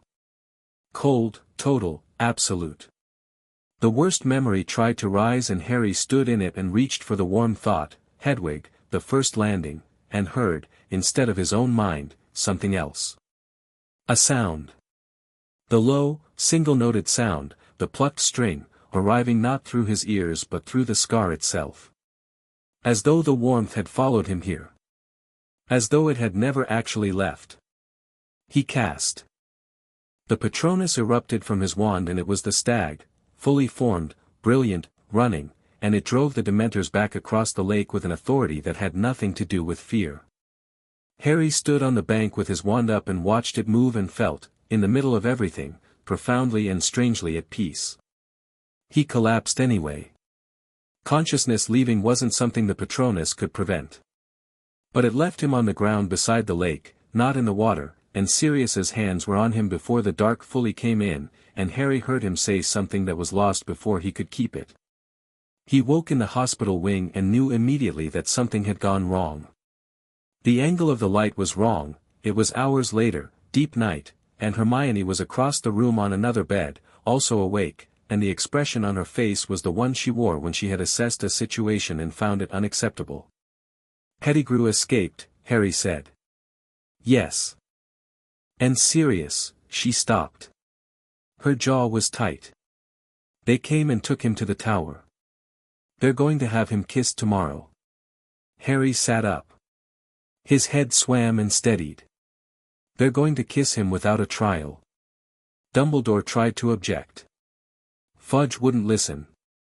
Her voice was very controlled. Fudge wants it to be over. He doesn't want a scandal about someone being imprisoned without trial for 12 years. If Sirius is kissed, the question doesn't arise. Harry was already moving. No. Harry, no. He was on his feet, the room tilting and resettling. Sirius is innocent. Pettigrew is alive. Those are the facts. I watched him run. I know exactly what happened in that room. He looked at Hermione. We can fix this.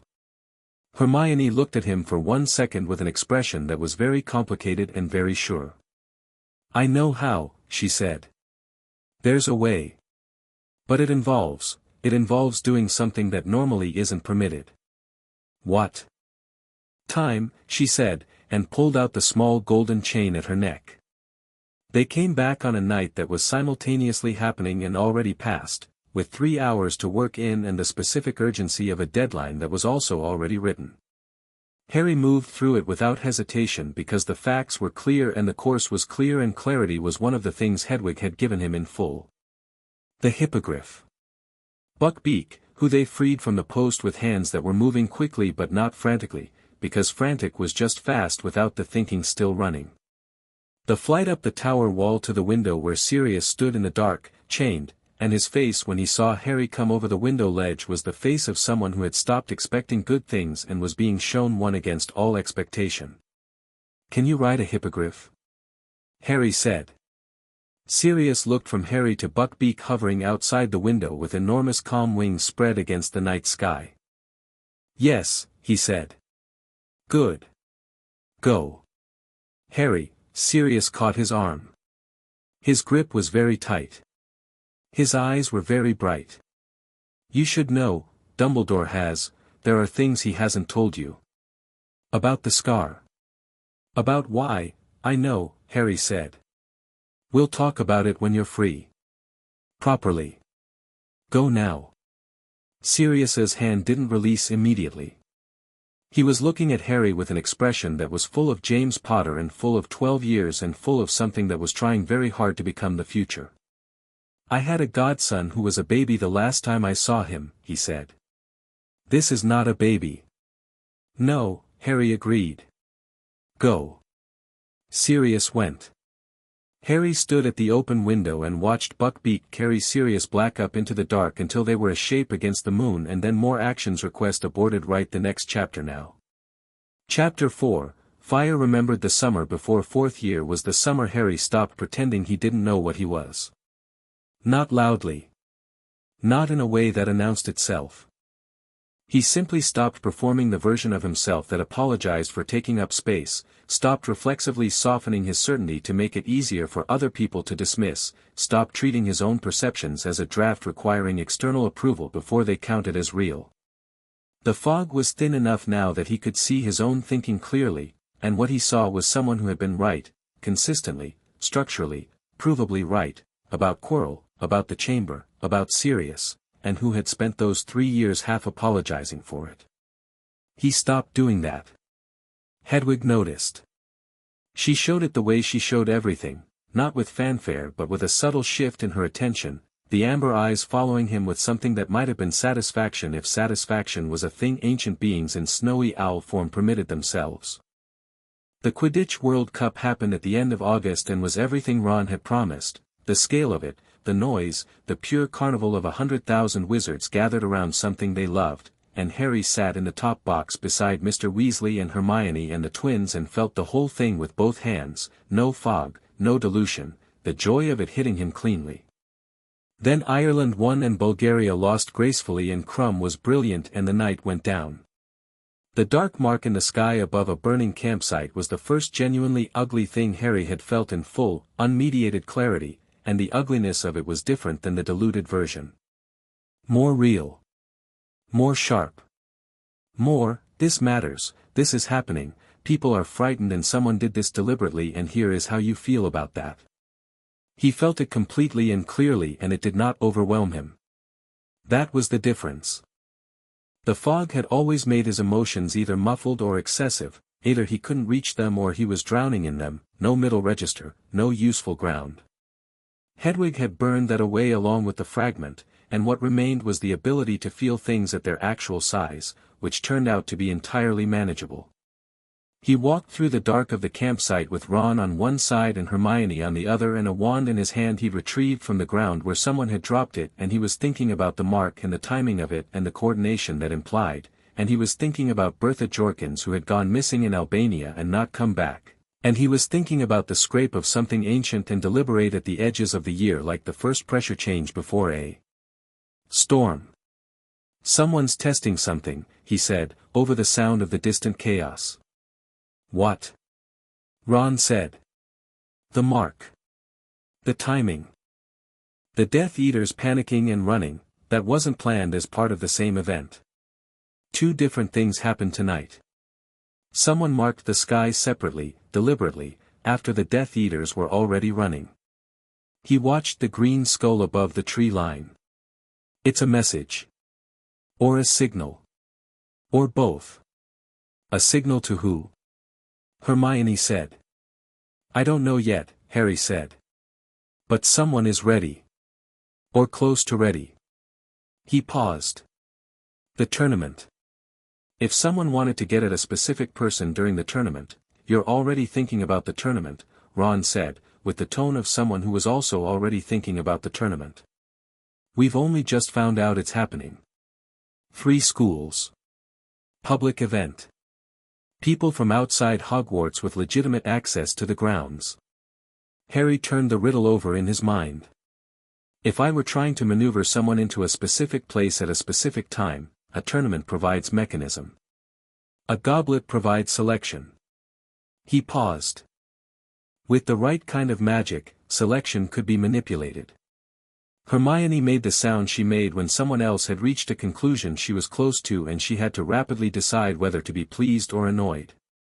She settled on pleased, and then said, Harry, if someone puts your name in the goblet, I know, he said. You'd be magically bound. It's a contract. I know. You'd have to compete. I know. He looked up at the mark one more time and then away. I've been thinking about this since the minister mentioned it at the World Cup. We need to figure out who at Hogwarts is positioned to do this. Someone with access to the goblet and motivation to enter me. Why you specifically? Ron asked. Harry looked at him. Because something is coming back. Something that's been working toward coming back for 3 years. And someone needs me in a specific place at the end of it. None of them said the name. They didn't need to. It sat in the dark between them and they all looked at it together and then walked back toward the tents, because there was nothing to be done about it in a burning campfield on the last night of August. The castle in September had a different energy, the excitement of the tournament crackling through the student body like static, 2 new schools arriving by ship and carriage, the great hall rearranged, and Dumbledore at the front of it all with the particular quality of a man managing many more things than were visible. Harry watched Dumbledore during the announcement.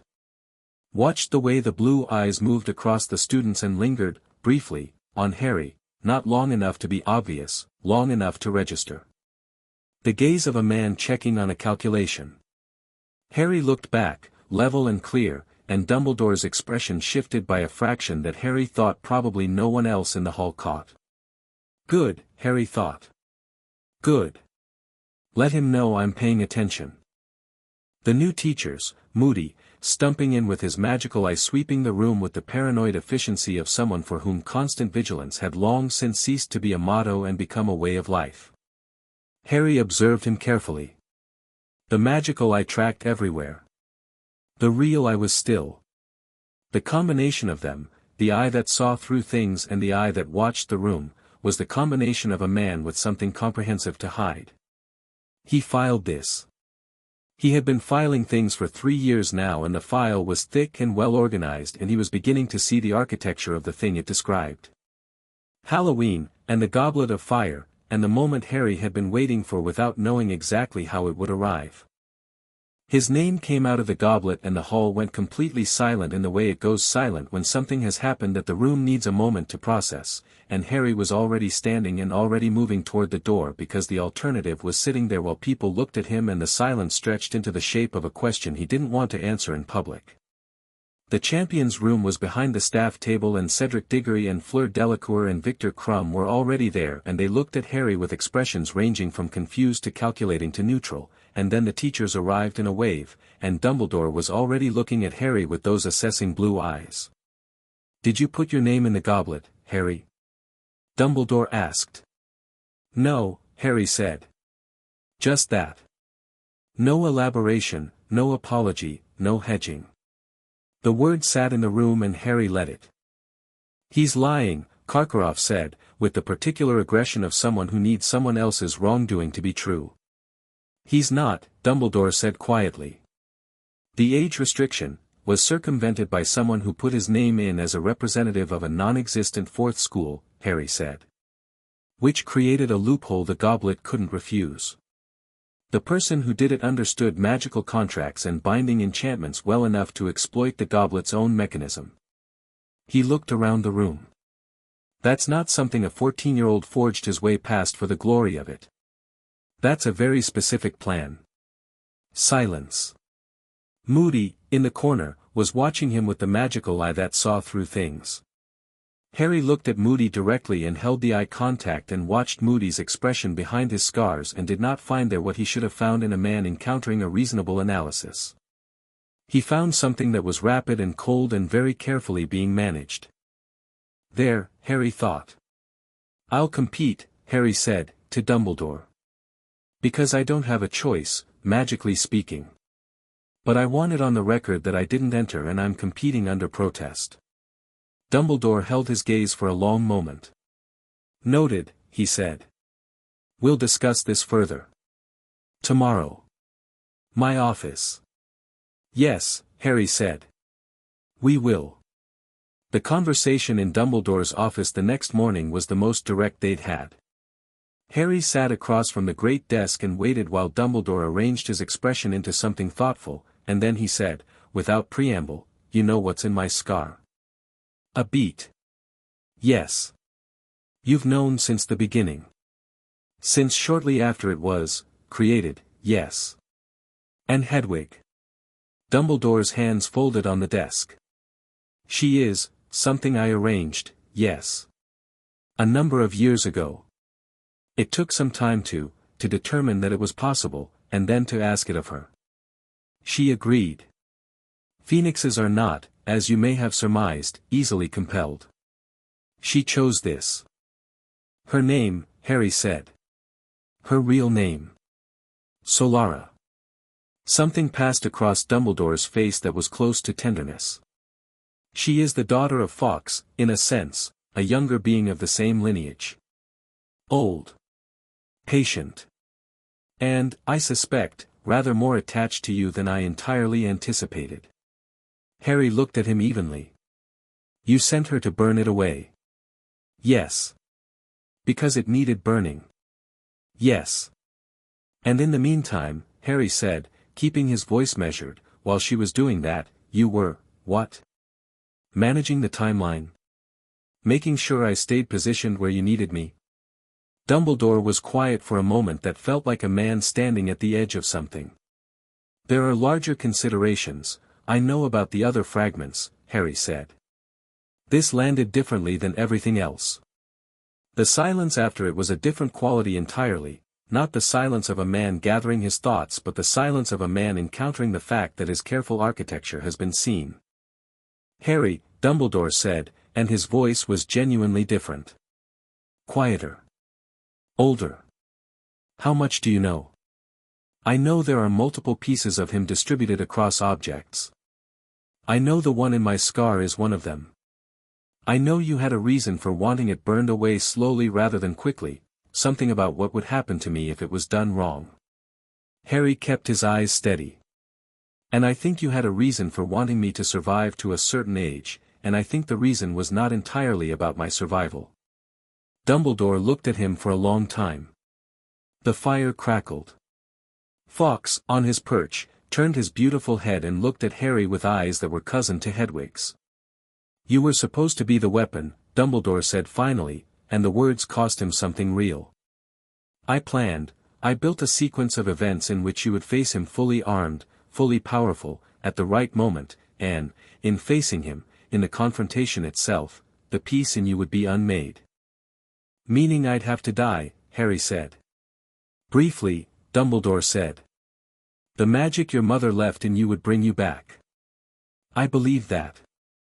I still believe that. But yes, the plan required me to die, Harry said. And you arranged it. You arranged all of it, the training, the positioning, the Hogwarts years, the specific shape of my education, as a sequence designed to end in a particular way. He paused.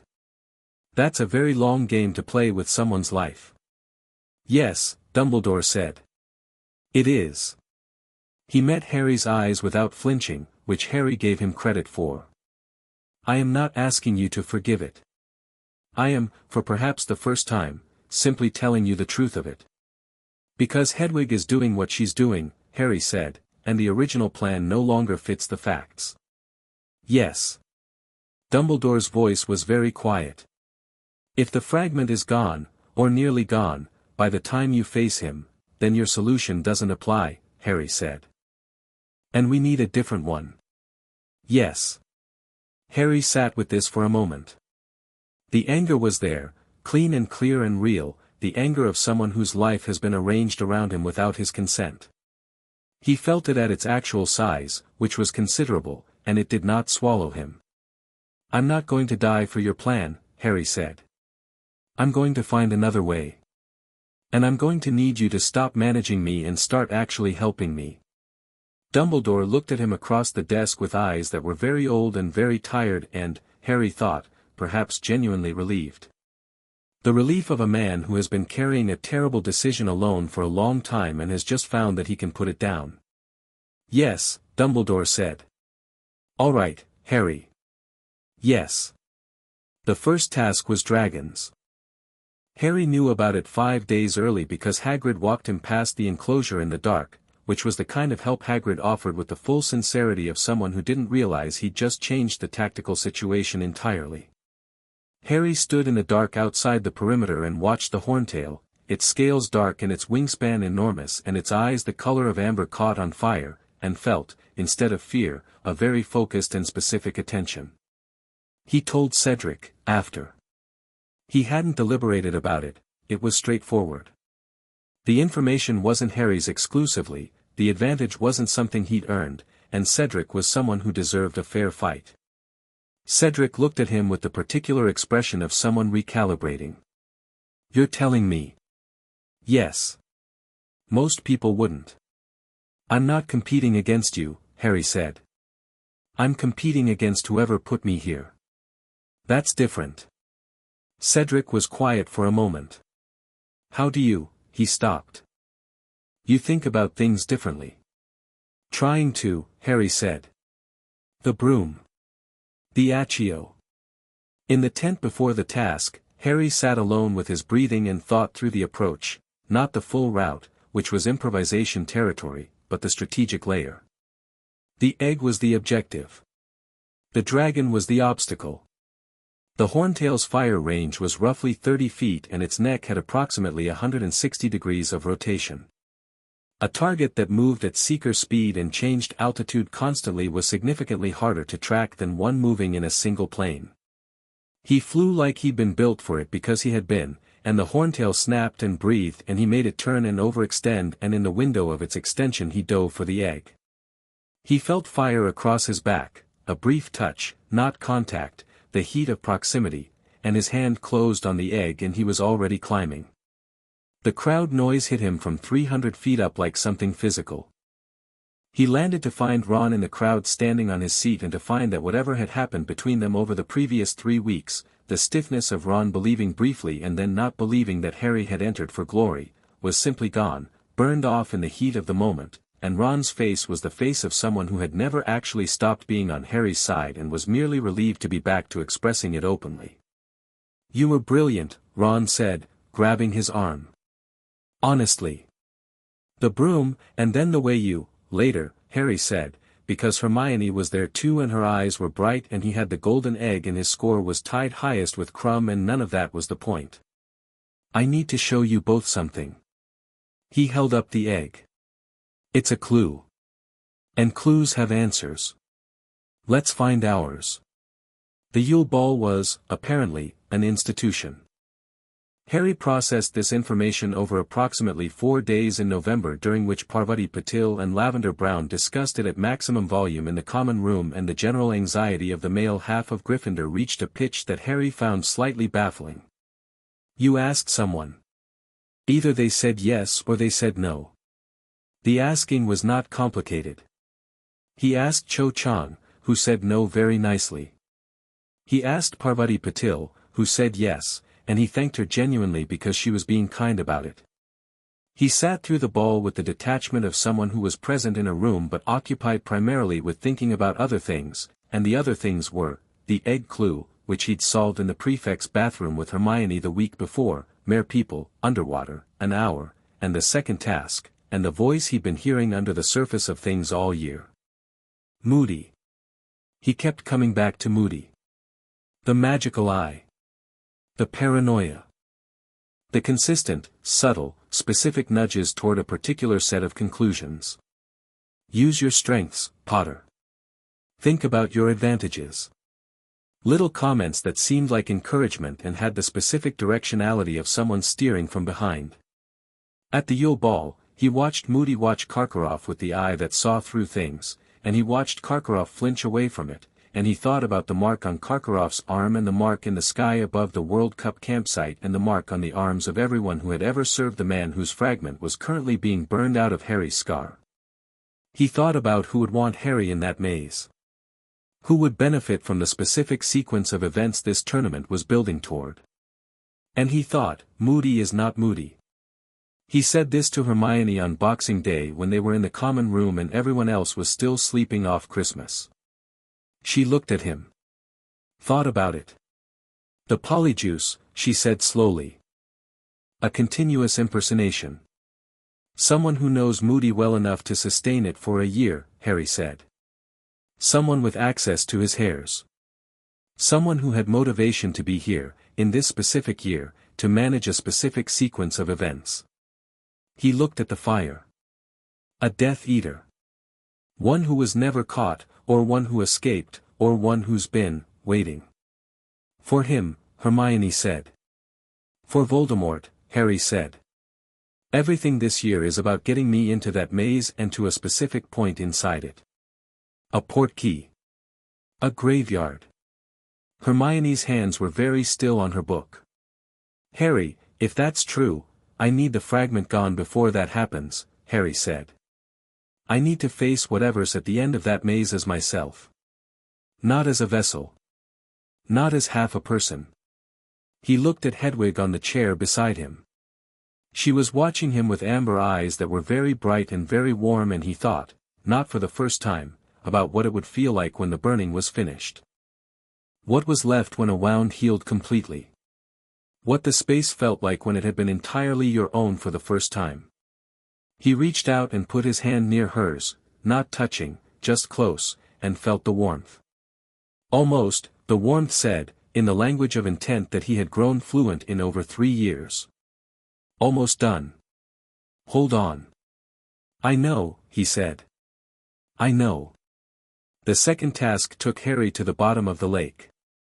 He'd taken the gillyweed with the specific irritation of having accepted it from Moody, or whoever was wearing Moody's face, and the irritation had sharpened his thinking because irritation, in the absence of fog, had a clarifying quality. He swam with the cold darkness around him and the mere people watching him pass with their grey faces and their spears and their frank assessment of this strange warm-blooded creature moving through their territory at purpose. Ron was the hostage. Obviously. Ron, who had been there since the beginning, who had stood on a chess board and said obviously when Harry tried to thank him, who had come back every time the tournament had made things complicated between them because that was simply the kind of person Ron was. Harry got there first. He found Ron asleep in the weeds and Hermione and Cedric's Cho and a small girl with red blonde hair he didn't recognize. The rules said take one. Take your own. Swim back. He got Ron free and then he got the small girl free. Fleur wasn't going to make it in time, and swam both of them up with Cedric's knowing assistance and broke the surface with his lungs burning and Ron sputtering and the judges conferring in the way of people who hadn't entirely accounted for this outcome. He scored second. He didn't particularly care about the score. He'd gotten Ron back, which was the task he'd actually been focused on. What he noticed, breaking the surface, was that the scar hadn't burned at all in the lake. Not even slightly. The cold of the water, which should have been miserable, had been perfectly neutral. No spike. No directional burning. No signal. He thought about this in the changing tent while Ron dried off and complained about mere people. Nearly gone, he thought. Whatever's left, it's small. It's almost. He stopped this thought because finishing it felt like asking for something to go wrong, and he'd learned enough about how narratives work to respect that particular superstition. The weeks between the second task and the third went past with the quality of a held breath. Harry worked on the maze.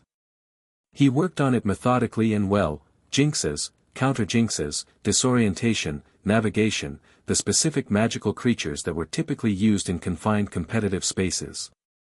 He worked on it with Hermione in the library and with Cedric in the corridors at odd hours, because Cedric was someone he'd come to genuinely like, steady and decent and without any of the territorial competitiveness that the tournament tried to impose.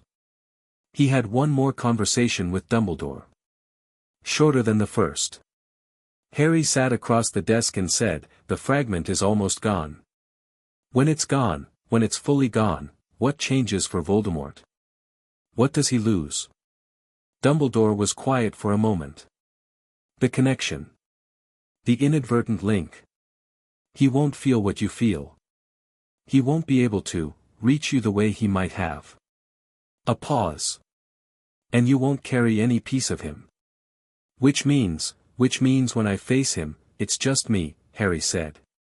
Just you, Dumbledore agreed, with a weight to the words that meant more than their surface. Which may be more than enough. Harry thought about being just himself. Uncontaminated. Complete. No fragment pressing at the back of his thoughts, no signal broadcasting his location to things that hunted darkness, no echo of another person's murderous soul adding its resonance to his own. What was left without that, he thought, was something that had been growing for 3 years, had been growing precisely because the burning had been clearing the space for it. He thought about the Patronus.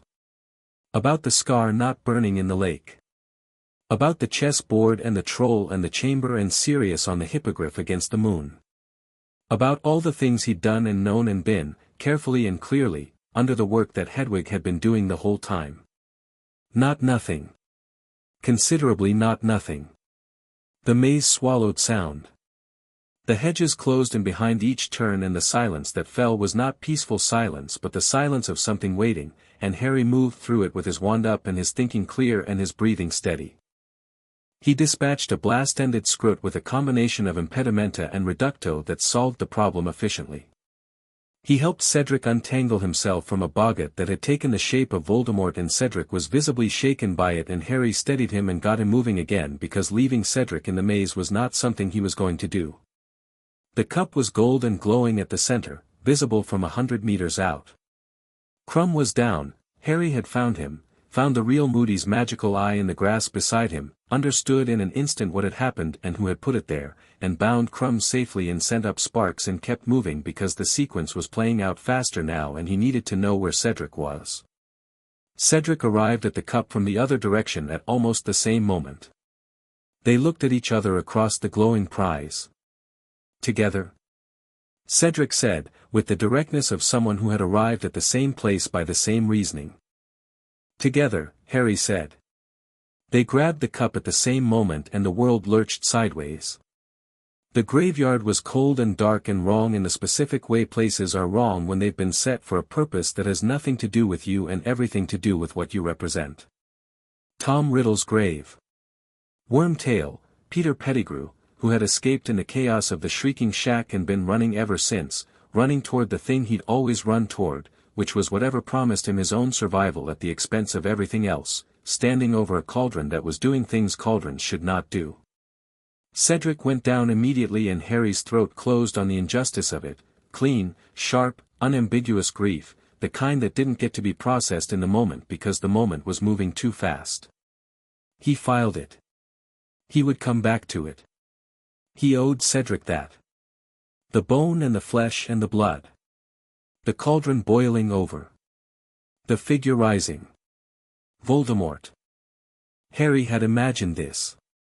He'd been imagining it for 3 years, in various forms, under various layers of fog and now without any fog at all. He'd thought about what it would feel like, the face from the back of Quirrell's head, the diary's remembered malice, the echoes of the fragment. What he hadn't fully accounted for was the scar. Voldemort rose from the cauldron and looked at Harry and Harry waited for the scar to scream, the way it had screamed near Quirrell, near the presence in the chamber, near every dark echo of the man across 3 years. He waited for the spike. The pressure. The signal. Nothing. His scar was completely, entirely, profoundly silent. For the first time in his memory, and he understood now that this meant for the first time in his conscious life, his scar was just a scar. A mark. A healed thing. Something that had been and was no longer present tense. Hedwig had finished. Voldemort looked at him and Harry looked back and between them there was, nothing. No connection. No resonance. No echo of shared soul reaching across the dark. Just 2 people, one of whom was very old and very dark and had made himself monstrous, and one of whom was 14 and very clear and had never been more completely himself. The boy who lived, Voldemort said, and his voice was high and cold and exact, the voice of someone who believed in nothing but themselves and had organized their entire existence around the confirmation of that belief. You feel different. I am different, Harry said. Voldemort's red eyes moved to Harry's scar and whatever he was trying to reach there found nothing, and Harry watched him process this with the specific expression of someone discovering that a weapon they counted on has been removed from the field. Something has been taken from me, Voldemort said, very quietly. The quiet was more frightening than the loud. Something of mine. It was never yours, Harry said. It was in me. And it's been burned away. He looked at Voldemort steadily. You made a piece of yourself without knowing you'd done it. You put it in me without meaning to.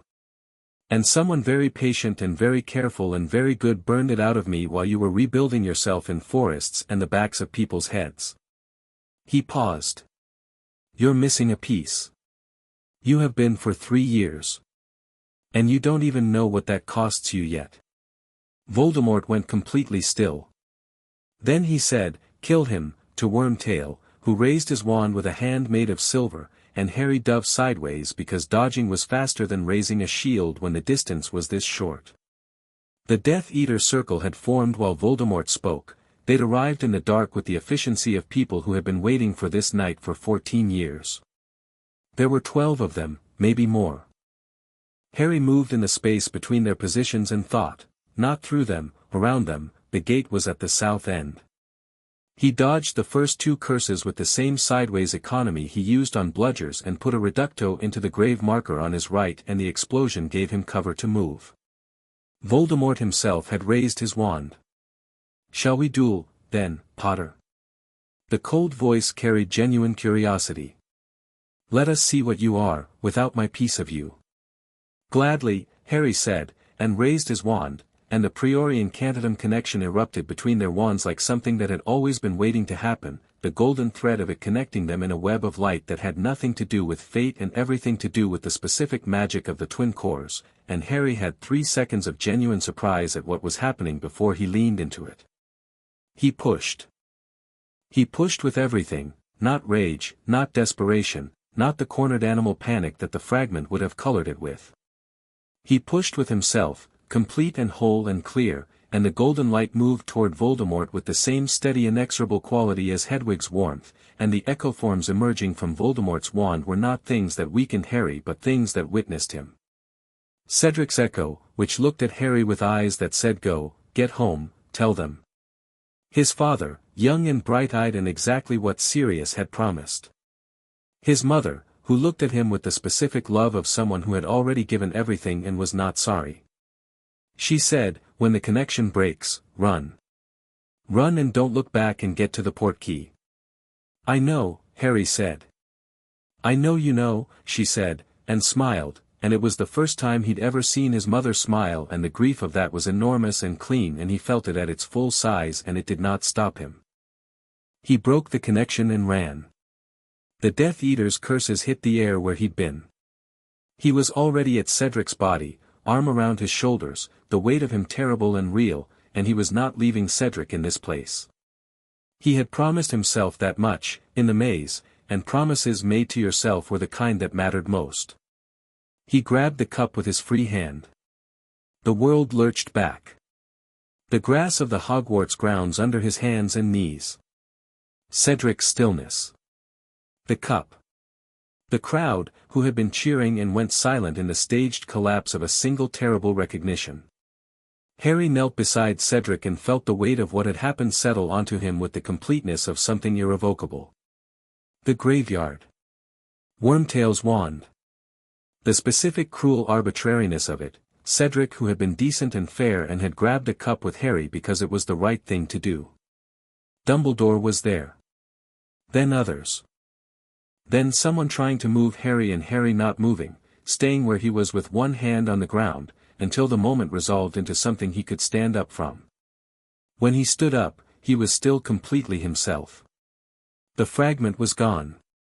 He could feel its absence the way you feel the absence of a stone you've been carrying so long you'd forgotten it was extra weight, an absence that felt less like loss and more like rightness, the correction of something that had always been wrong. He looked up and found Dumbledore looking at him from across the mayhem of the grounds, and between them passed a look that contained an entire conversation. The plan that was no longer the plan. The sacrifice that was no longer necessary. The fact that everything had changed and they both knew it and neither of them was going to pretend otherwise.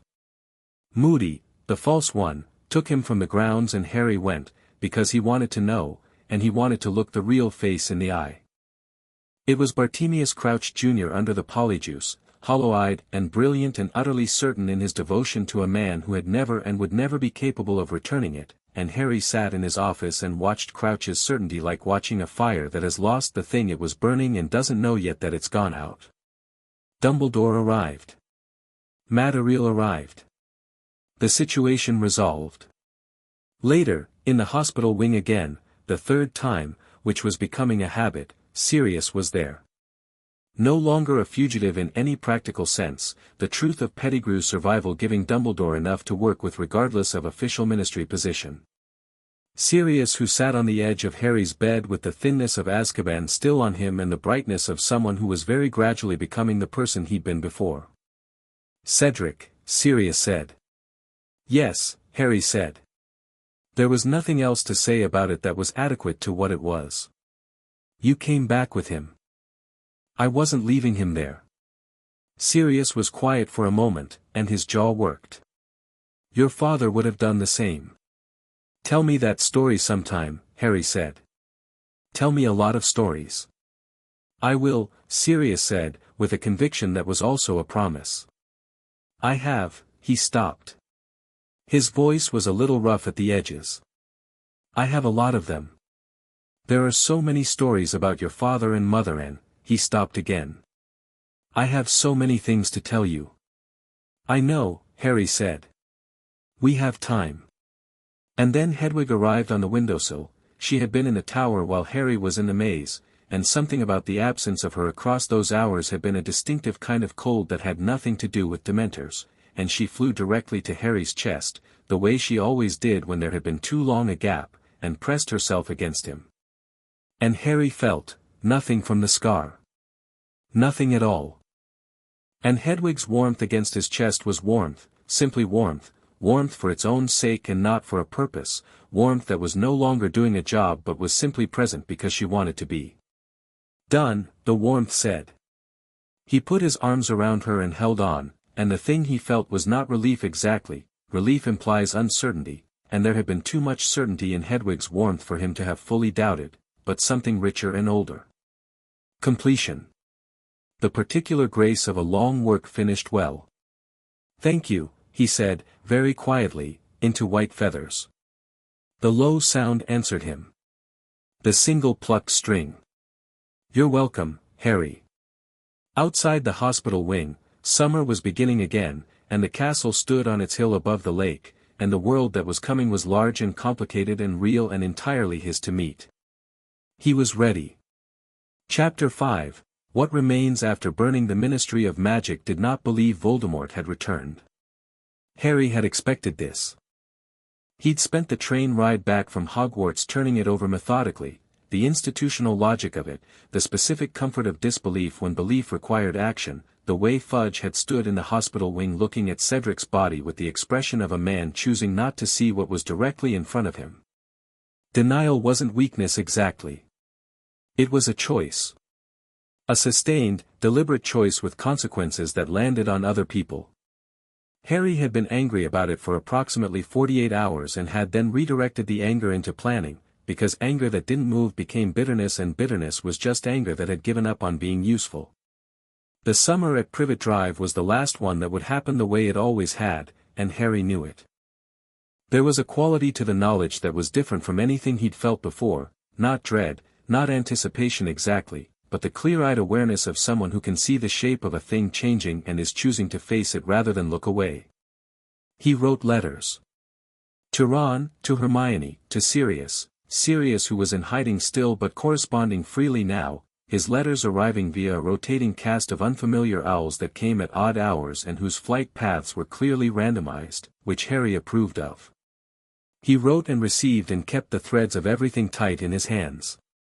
Hedwig carried his letters as she always had, and came back with replies, and perched on his windowsill in the mornings, and made the low sound when he was thinking too hard about something and needed to be reminded he was a person in a room and not a problem to be solved. The difference was that now when she settled against him, the warmth was simply itself. Not working. Not burning.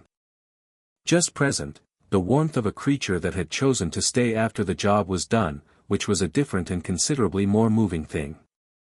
He'd been thinking about that. About staying after the job was done. You didn't have to, he said, on a Tuesday in July, sitting at his desk while the Dursleys made noise downstairs. Stay, I mean. If it was, If the burning was what you came for, she turned her head from the window and looked at him with amber eyes that had never once, in 4 years, looked at him as anything less than the most important thing in the room. Right, Harry said. Okay. He went back to his letter and the warmth sat steady on the windowsill and said nothing and meant everything. The Order of the Phoenix made itself known at the end of July in the form of a collection of witches and wizards who arrived at Privet Drive in a tight formation with the overlapping energy of people who had agreed to cooperate and were finding the cooperation slightly more effortful than anticipated. Mad-Eye Moody, the real one, who moved like someone permanently braced for an ambush and spoke like someone who had given up on social lubrication somewhere around 1983, led them. With him, Remus Lupin, thinner than the school year but warm-eyed and steady. Tonks, who immediately tripped over the garden gnome and laughed rather than apologizing, which Harry liked immediately. Arthur Weasley. Kingsley Shacklebolt, who moved through the Dursleys' hallway with the silence and spatial intelligence of someone who had been in a lot of difficult rooms and knew how to read them. Uncle Vernon opened the door and encountered this collection, and the expression on his face moved through several stages that Harry observed from the stairs with genuine interest. "We're here for the boy," Moody said, with zero preamble, his magical eye rotating to find Harry on the stairs immediately. "Get your things, Potter." "Already got them," Harry said, coming down with his trunk shrunk in his jacket pocket and Hedwig on his shoulder. Moody looked at Hedwig the way the real Moody apparently looked at everything, with the complete and sustained attention of a threat assessment. Hedwig looked back with amber eyes that communicated clearly that she was not a threat to Alastor Moody and had assessed this within the first 3 seconds. Moody's magical eye stilled, which Harry was starting to understand was Moody's version of standing down. "Constant vigilance," Moody said, to no one in particular. "Always," Harry agreed, and stepped past Vernon, who moved aside with the automatic deference of a large man who has just encountered a collection of people he cannot bluster at, and out into the summer evening. Lupin fell into step beside him. "You seem," he paused, searching for the word. "Fine," Harry said. "Actually fine. Not performing fine." "Yes," Lupin said. "That's what I noticed." They flew in tight formation through the dark over London, Harry between Lupin and Tonks, who kept almost colliding with her own broom in a way that seemed constitutional rather than accidental, and landed in a square in Islington outside a house that wasn't there until Dumbledore's note was read and the house pushed itself into existence between its neighbors with the resigned air of something that had been hidden for a long time. Number 12, Grimmauld Place, which smelled like old curtains and regret, and contained a portrait of a woman who screamed when the hall curtains were disturbed, and which was Sirius's house and Sirius's inheritance and Sirius's prison all simultaneously. Harry understood all of this within the first hour, the way Sirius moved through the rooms, the specific restlessness of someone trapped in the geography of their own past. "You could leave," Harry said, that first evening, in the kitchen where the order meeting had broken up and most people had filed out and Sirius was sitting with a glass of something and his legs stretched under the table. "You've been cleared, functionally." Dumbledore's word against Fudge's political reality," Sirius said. "Without the rat," he stopped. "Without Pettigrew in custody, I'm still technically, we'll get Pettigrew," Harry said. Sirius looked at him. "You say that like it's a scheduling problem." "It is," Harry said. "He's alive, he's with Voldemort, and at some point Voldemort is going to make a move that brings him into view. When that happens, we have him." He leaned forward on the table. "In the meantime, you help me understand what I'm dealing with. The Horcruxes. All of them. What you know, what Dumbledore knows, what anyone knows." Sirius was quiet for a moment. Then he said, slowly, "You know about the Horcruxes." "I've known there were multiple pieces since second year," Harry said. "Diary. Scar. I've been assuming there are more." Dumbledore confirmed it without confirming the number. He watched Sirius's face. "You know something." "I know," Sirius ran a hand through his hair. "I know that Regulus, my brother, I know he was involved. He went in and then he came out and then he died and he stopped. I never understood what happened." There was something he found. Something he knew about the Dark Lord that, his jaw tightened. He left a note. My mother burned everything of his after he died and I don't know what was in it. Harry filed this. Creature, he said. The house elf. He'd have been with Regulus. He'd know. Sirius's expression clouded in the way it did when Creature was mentioned, an old complicated darkness. Creature and I are not exactly, I know, Harry said. I'll talk to him. Sirius frowned. He's not exactly friendly, Harry. I'm not asking him to be friendly, Harry said. I'm asking him to tell me what happened to Regulus. Creature was ancient and muttered and moved through the basement corridors with the specific resentment of someone who had been somewhere a long time and had opinions about the direction things had gone.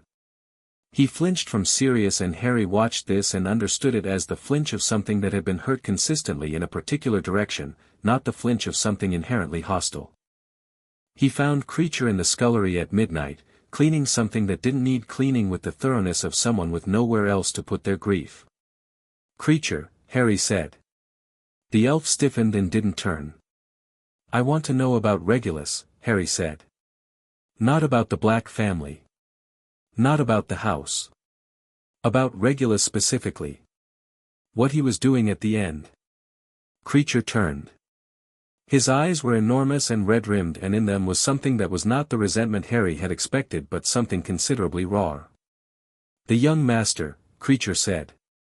The young master told Creature, he stopped. His jaw worked. You don't have to tell me quickly, Harry said. Take your time. Creature looked at him for a long moment with the assessing quality of something deciding whether trust was worth the risk of it. Harry waited without adding pressure, without adding anything at all, and eventually Creature sat on the edge of the scullery table and said, there was a basin. In a cave.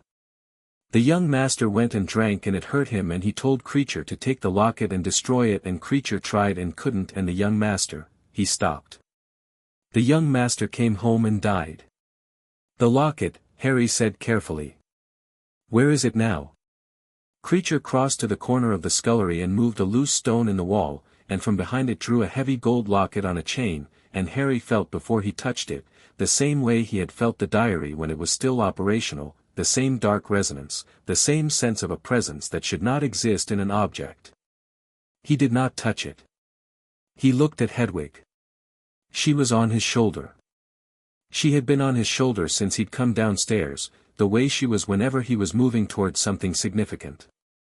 Her amber eyes were on the locket with the quality of attention that was not warmth but assessment, a different register, something older and more deliberate. Can you, Harry started. She stepped from his shoulder to the table. She looked at the locket. She looked at Harry. Then she looked at the locket again, and the warmth coming off her intensified by a degree that Harry could feel from 3 feet away, and the locket rattled once on the stone table and was still. Not yet, Harry said. Not the same way. This needs to be done differently. Hedwig looked at him. I know it needs to be destroyed, Harry said. I'm working on how. There are more of them and we need a method that works on all of them, not just, he stopped, looked at Creature. Does Dumbledore know about this locket? Creature shook his enormous head.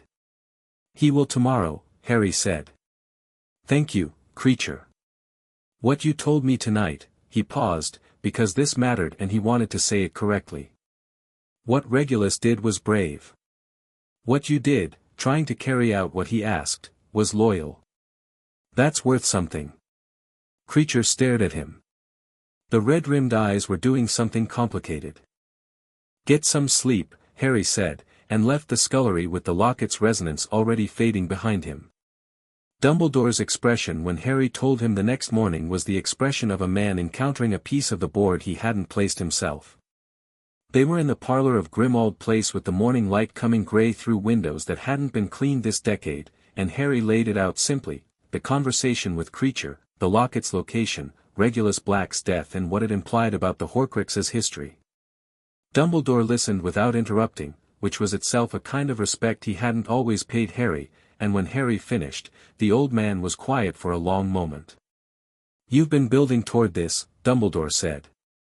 "You've been collecting the pieces." "Since second year," Harry said. "When I understood what the diary was and understood the scar was the same kind of thing, it was just logic. If two exist, the architecture requires more. If he made them deliberately, you know the number," Dumbledore said, looking at him carefully. 7 would be the obvious choice, Harry said. 7 is the most powerfully magical number. If you were dividing a soul deliberately, you'd want the most powerful architecture. He watched Dumbledore's face confirm it. "So, 7 pieces. The scar is 1, but it's destroyed. The diary is 1, also destroyed. The locket. Whatever else." He paused. "The ring. There's a ring, I saw it in one of the pensive memories you showed me last year. Marvolo Gaunt's ring." Dumbledore's hands went very still on the arm of his chair.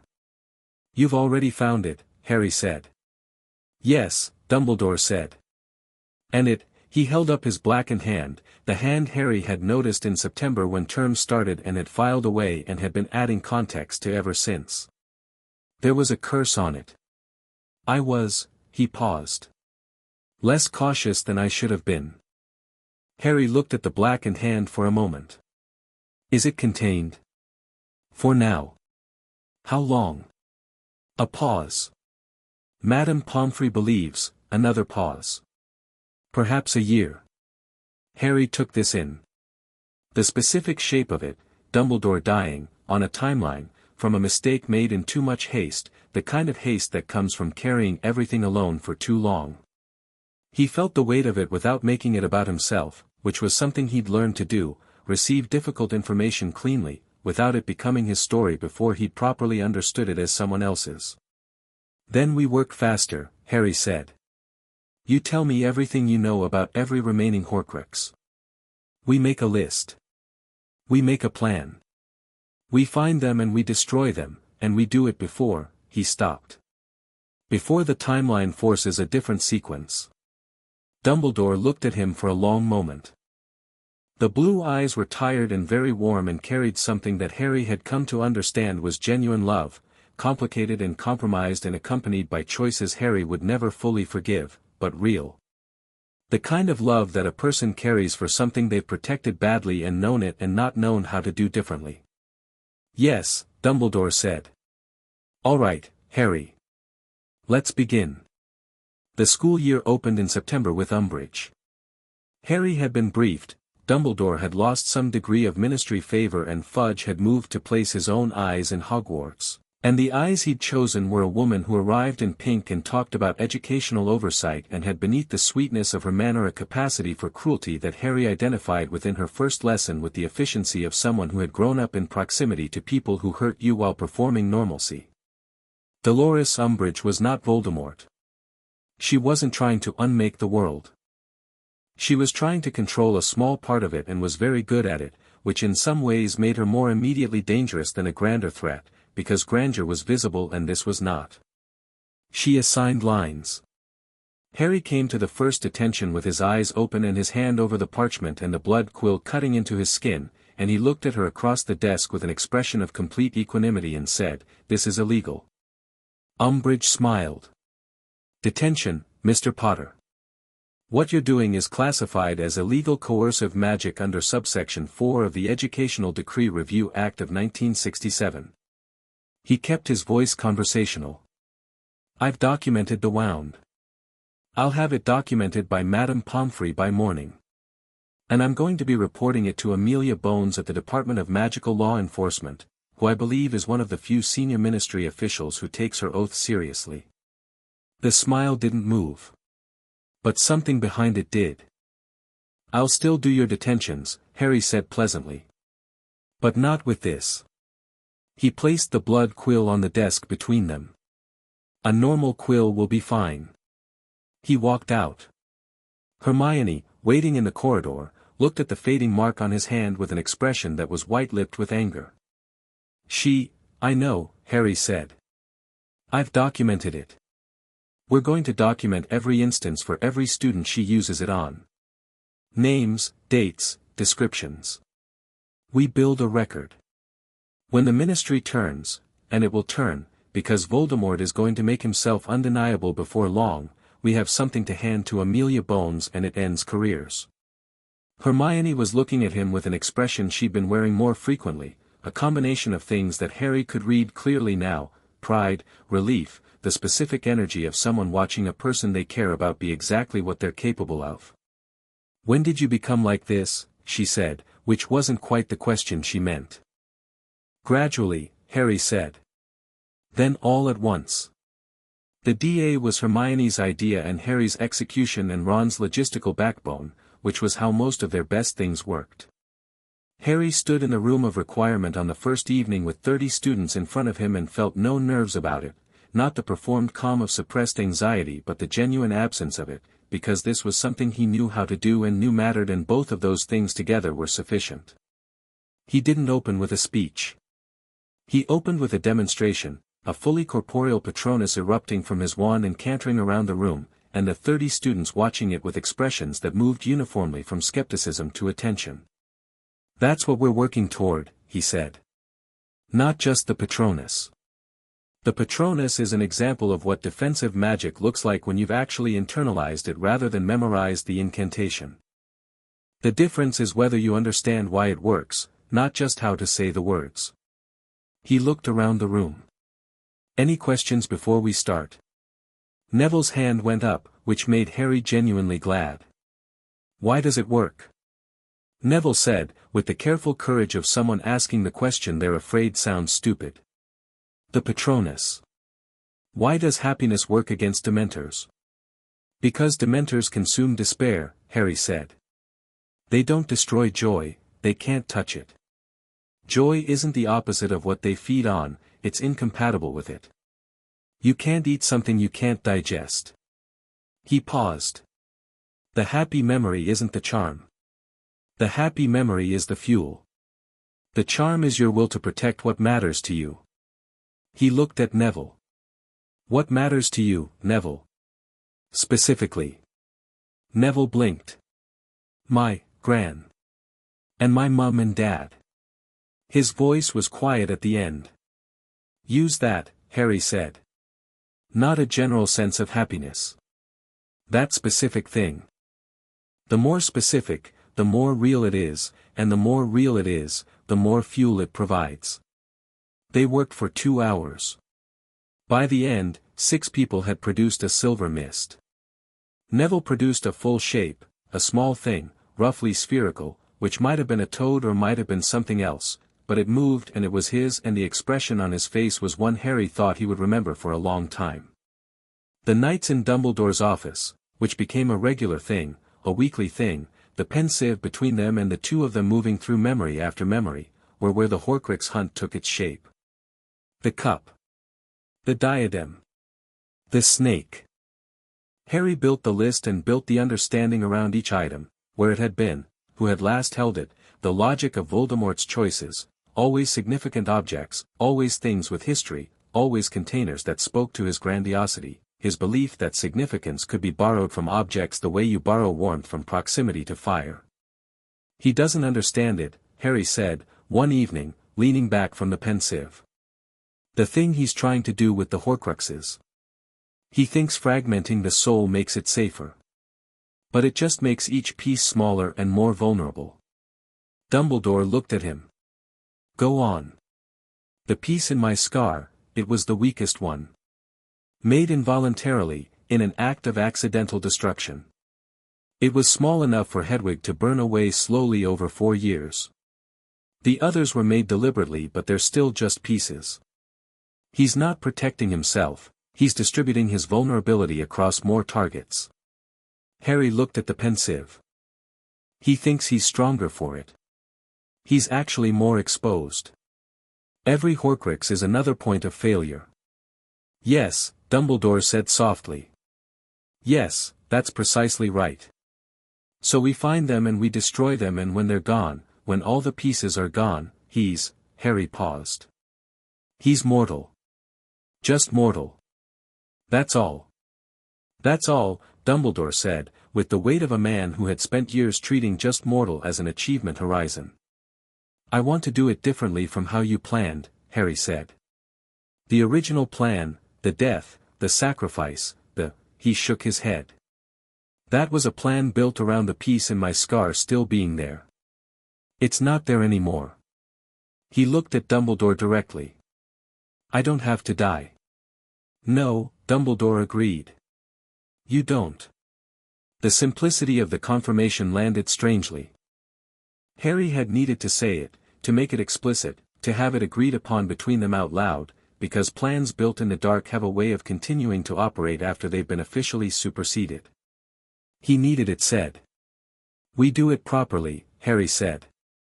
We find the Horcruxes, we destroy them, and then we face him with every advantage on our side rather than building in a predetermined loss. He paused. That's better. It is better, Dumbledore said, very quietly, and Harry thought he heard in it something that was not just agreement but relief of the kind that runs very deep and has been waiting a long time to be allowed to surface. Sirius died in the Department of Mysteries, and Harry was the reason he was there. He sat with that for a long time afterward. He sat with it in the way you sit with something true that you wish weren't, without trying to reason it into a different shape, because the wrong shape wouldn't make it hurt less and would make him less honest. The vision had been false. He'd known, somewhere, in the part of him that had been growing clearer and cleaner since age 11, he'd known, because the absence of pain in his scar should have told him that Voldemort wasn't successfully transmitting through it anymore. The connection was gone. The planted dream was evidence of Voldemort trying to work a mechanism that no longer existed, and Harry had felt it as wrong and had not acted on that feeling fast enough. He put that in the file under cost of information not acted on promptly. He would not do that again. The grief was enormous and clean and he let it be both of those things. Sirius, who had been beginning to be free, who had been telling Harry stories about his father in the kitchen at Grimmauld Place with the particular joy of someone who had been waiting 12 years to share them, who had taken to calling Harry by his name rather than James's in the moments that counted. Sirius, who had grabbed a broom handle and come running because Harry had needed him. He did not perform his grief for anyone. He did not manage it into something smaller and more comfortable for the people around him. He felt it at its actual size, which was the size of everything he'd been beginning to have and had lost, and it moved through him and left a scar of its own, smaller than the one on his forehead, less visible, considerably more his. Lupin found him, eventually, on the steps outside, sitting with his arms on his knees. I know, Lupin said. I know you know, Harry said. They sat together for a while without any other words, because some company is the kind that doesn't need to earn its place with language. Then Harry said, Dumbledore needs to tell me everything. Everything remaining. No more managed releases, no more deciding what I'm ready for. Everything. He will, Lupin said. I'll make sure of it, Harry said, which was not a threat but was not a hope either. It was a statement of intention, and the difference between those three things was one of the things that had become very clear. Sixth year arrived and with it a new landscape of things. The Half-Blood Prince's textbook, which Harry opened on the first day of potions and found annotated in a hand that was precise and dense and interested, genuinely interested, not performing interest, in the way magic actually worked. The annotations asked why constantly.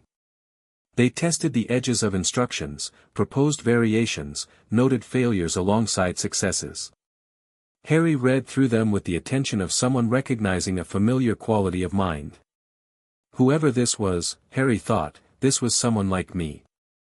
Someone who wanted to understand the mechanism, not just the method. He used the annotations. They worked.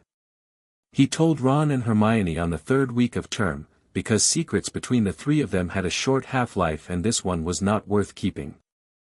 Hermione disapproved of the unnamed annotations on general principle. Unknown provenance was a reasonable concern, but acknowledged that the results were good, which was the closest she got to endorsement without full information. The private lessons with Dumbledore, every week now, the time pressure making the pace urgent without making it sloppy, took them through the remaining Horcruxes methodically.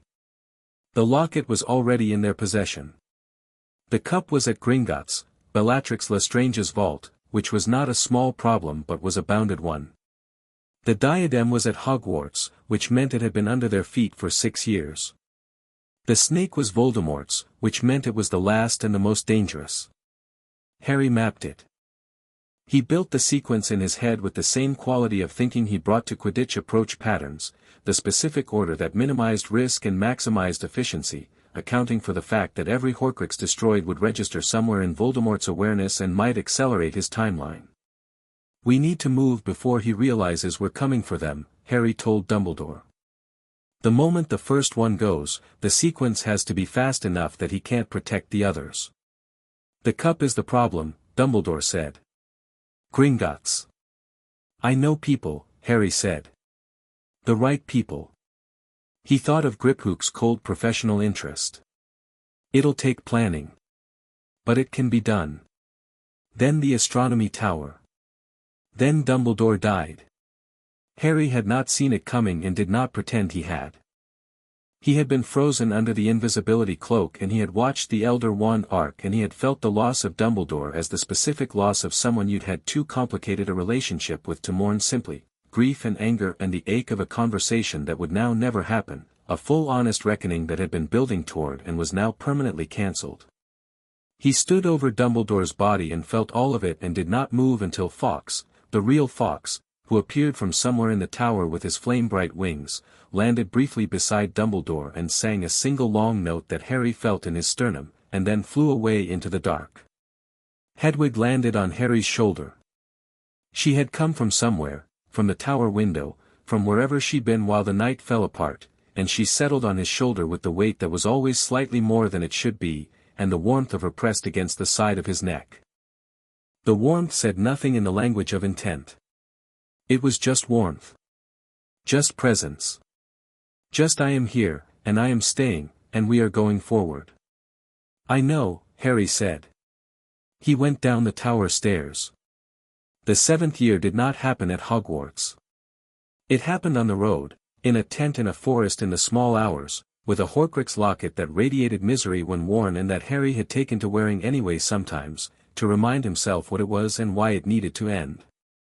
It happened in Ron leaving, which was the worst of it, the specific grief of watching someone you love reach the limit of themselves and step past it in the wrong direction, and the longer grief of his absence, which was shaped exactly like Ron and could not be filled with anything else.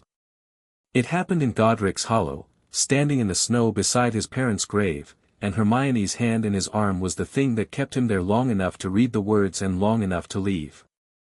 It happened in the destruction of the locket, Ron's hand holding the sword, the thing that looked like Harry and Hermione writhing out of the locket to tell Ron he was second best, least loved, less than, and Ron looking at it with jaw set and destroying it with the completeness of someone who had decided to believe a different story than the one he was being sold.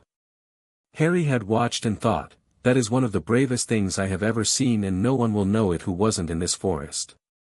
Ron had come back because of course he had. Because Ron's departure had been the fragment, not the Horcrux fragment, but the other kind, the self-doubt that had always been in him and been amplified. And when he'd destroyed the amplifier, the doubt had nothing left to stand on. "I knew you'd come back," Harry said. "Did you?" Ron said. "No," Harry said honestly. "But I hoped it."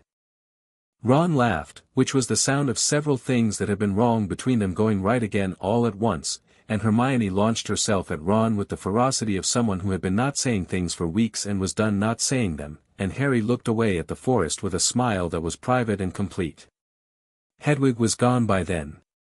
She had gone in the sky above Privet Drive, on the night they left, in a flash of white that had been swallowed by the dark before Harry had understood what he was seeing. 1 second she was in her cage on his lap in the sidecar. The next, a curse was in the air, and the cage was empty and the white flash was receding. He had not talked about it. He could not, in the immediate aftermath. The grief of it had no language yet and he'd packed it very carefully into somewhere internal and carried it quietly while there was too much else to manage.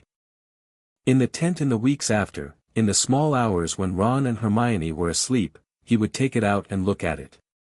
The absence where Hedwig had been. The windowsill at Privet Drive, always occupied. The warmth on the pillow.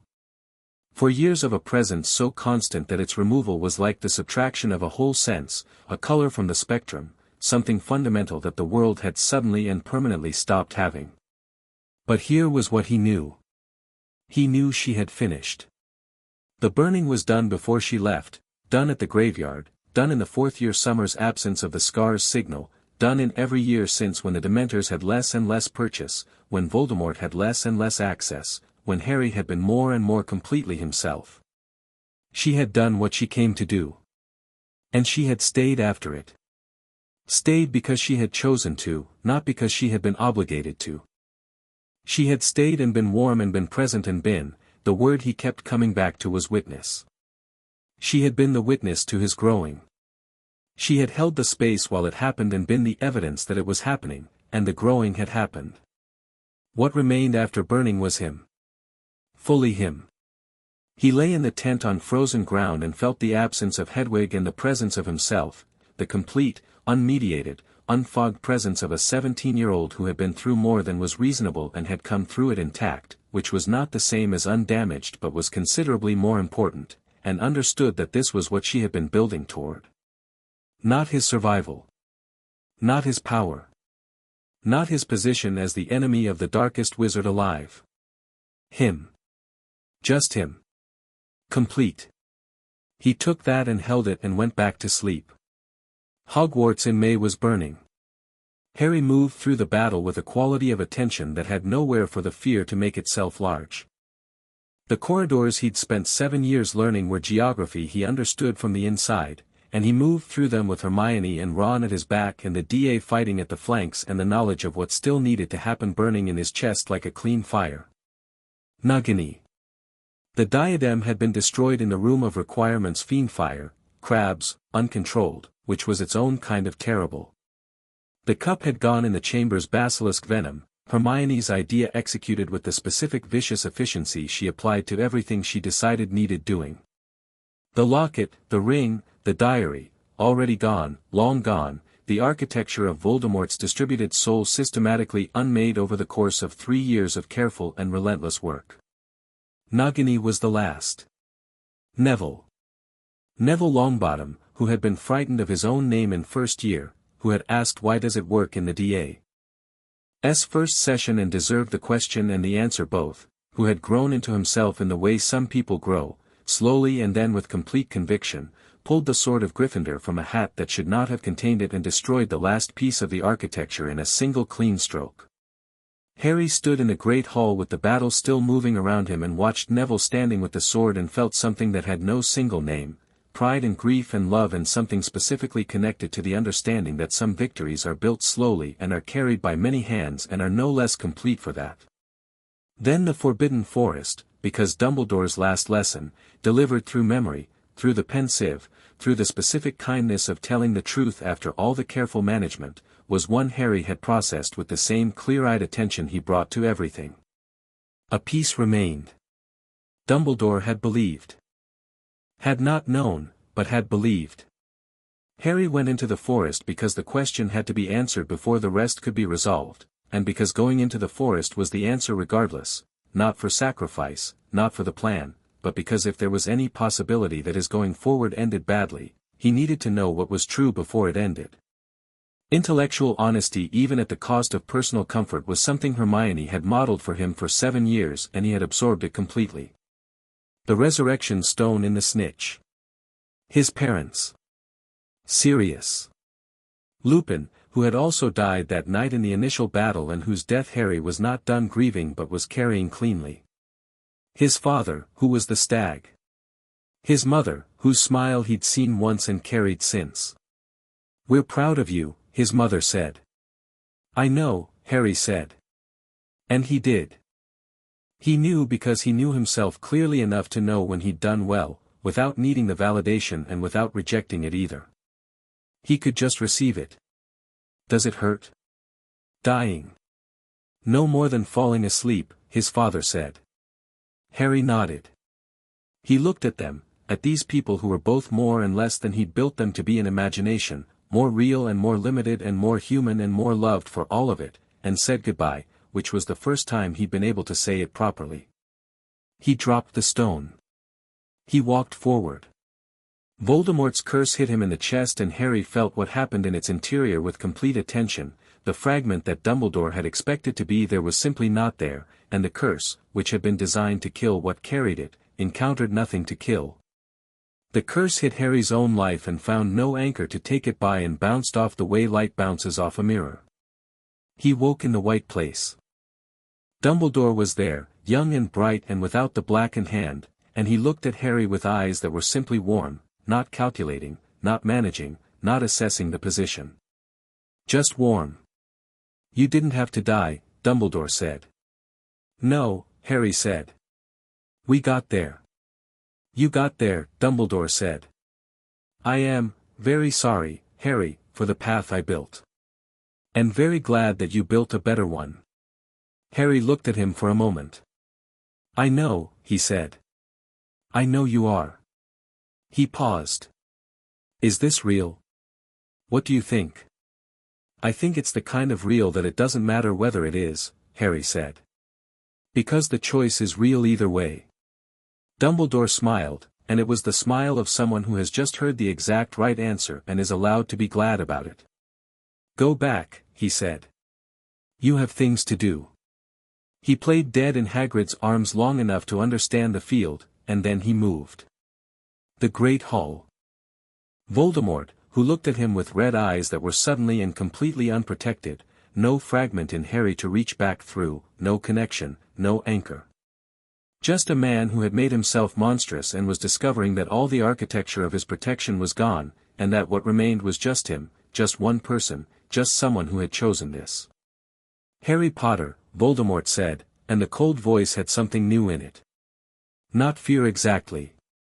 The thing that exists before fear, in people who are not accustomed to being afraid. Recognition of a situation's genuine terms. It's done, Harry said, and his voice was calm and clear in the way that only comes from complete honesty. The Horcruxes are gone. All of them. There's nothing left holding you here. He raised his wand. This ends now. Voldemort screamed the killing curse with the full force of a man who has nothing left to lose, and Harry cast Expelliarmus, always Expelliarmus, because that was who he was and he was not interested in being anyone else, and the spells met and the Elder Wand chose, the way it always chose, the one who had mastered it through understanding rather than conquest. Tom Riddle's wand flew from his hand. Tom Riddle, without his anchor, without his pieces, without anything he had spent 60 years building to insulate himself from death, met death in the Great Hall of Hogwarts on a May morning as what he actually was. Just a man. Just the most ordinary thing in the world. The aftermath was long and loud and full of things that needed doing and people who needed holding and questions that needed answering and grief that needed its proper time and space, and Harry moved through all of it. He answered the questions because they deserved answers. He let people hold him when they needed to hold him, and held them back when they needed that, and sat with Ron and Hermione in the corner of the Great Hall in the first quiet hour and said almost nothing and had it be enough. He told Neville he'd been brilliant, and meant it, and Neville received it with the new steadiness of someone who had just found out what they're made of. He found George, which was not a thing that words could help, but presence could, and he stayed until George told him in a voice that was completely stripped of its usual performance that he was going to need time, just time, and Harry said he'd be there and meant that too. He sent an owl, a school owl, a tawny one, north. He didn't know exactly where to send it. He addressed it to Solara, which was the name Dumbledore had given him, and he wrote one line, "It's done. Thank you. I'm whole." He thought it probably wouldn't reach her. She was an ancient being who had spent 4 years in a snowy owl's form and had been struck by a curse in the sky above Privet Drive and had what? Phoenixes didn't die. They burned. They came back. He believed this with a certainty that had no empirical evidence, and he believed it anyway because some beliefs are the kind that make you a better person for holding them. He folded the letter and tied it to the school owl and it flew south into the afternoon. 2 days later, he was sitting on the wall by the lake, the same lake he'd run to in third year with the Dementors behind him, the same lake he'd swum in for the second task, the same lake he'd looked at from a boat at age 11 and thought impossible and real, when a white shape appeared over the forbidden forest. Large. White. Moving with a heat shimmer even at this distance. Not an owl. Something larger, something that moved through the air with the quality of something that had always belonged there, that had taken the smaller shape as a courtesy and was now simply itself, vast-winged and bright, and the heat coming off it was visible from the lakeshore, a shimmer around each wing beat like the air above a summer road. It landed on the wall beside him. It was considerably larger than a snowy owl. The eyes were the same. Harry looked at her, at what she actually was, the full and uncontained version of it, feathers that were white and gold and moved with their own light, wings that folded with the slow deliberateness of something that doesn't need to hurry, and felt the warmth of her against his arm. Deep and steady and old as stone and clean as fire. "Hello," he said. The low sound. The single plucked string. The sound that had been his ambient constant for 4 years, rendered now at its actual scale and its actual depth, and it resonated in Harry's chest like the fundamental note of something very large and very right. "You came back," Harry said. The amber eyes held him. "Of course I came back," they said, in the language that had no words and needed none. He leaned against her carefully, against the warmth of her, the incredible clean warmth that wasn't burning anything anymore and was simply itself, and looked out across the lake and felt the day around him in full, the grass and the wind and the water and the living of it, with no fog and no fragment and no weight that wasn't his own. There were things still to do. The trial for Death Eaters, Lucius, Bellatrix's associates, the ones who'd been wearing the wrong side with their faces hidden and were now very much visible. Sirius's official exoneration, which needed to happen in writing with ministry signatures. The rebuilding. The funerals, which were their own kind of important and which he would not miss, not one of them. The conversation with Ron about where things went from here, which had been interrupted 17 times and needed to happen properly. The conversation with Ginny, which was different and private and also needed to happen properly. And Hermione, who had sat across from him for 7 years building hypotheses and checking them and arriving at truths before anyone else, who deserved to have someone acknowledge out loud that she had been right about everything, including Hedwig, including it all, right from the first train ride. And the living of it. The ordinary and extraordinary and specific living of a life that was, for the first time, simply his. Not a plan. Not a sequence. Not the determined output of someone else's careful thinking. His, with all the mess and freedom and responsibility that implied. He looked at Solara and she looked back at him with eyes that had watched him grow from a small frightened boy in a dim owl shop to this, and the warmth between them was the warmth of two people who had been through something enormous together and come out the other side of it intact. "What do you do now?" Harry asked. "Now that it's done." She held his gaze for a long moment. Then she spread one wing, slowly, with the deliberateness of something that has decided something, and settled it around him. She stayed.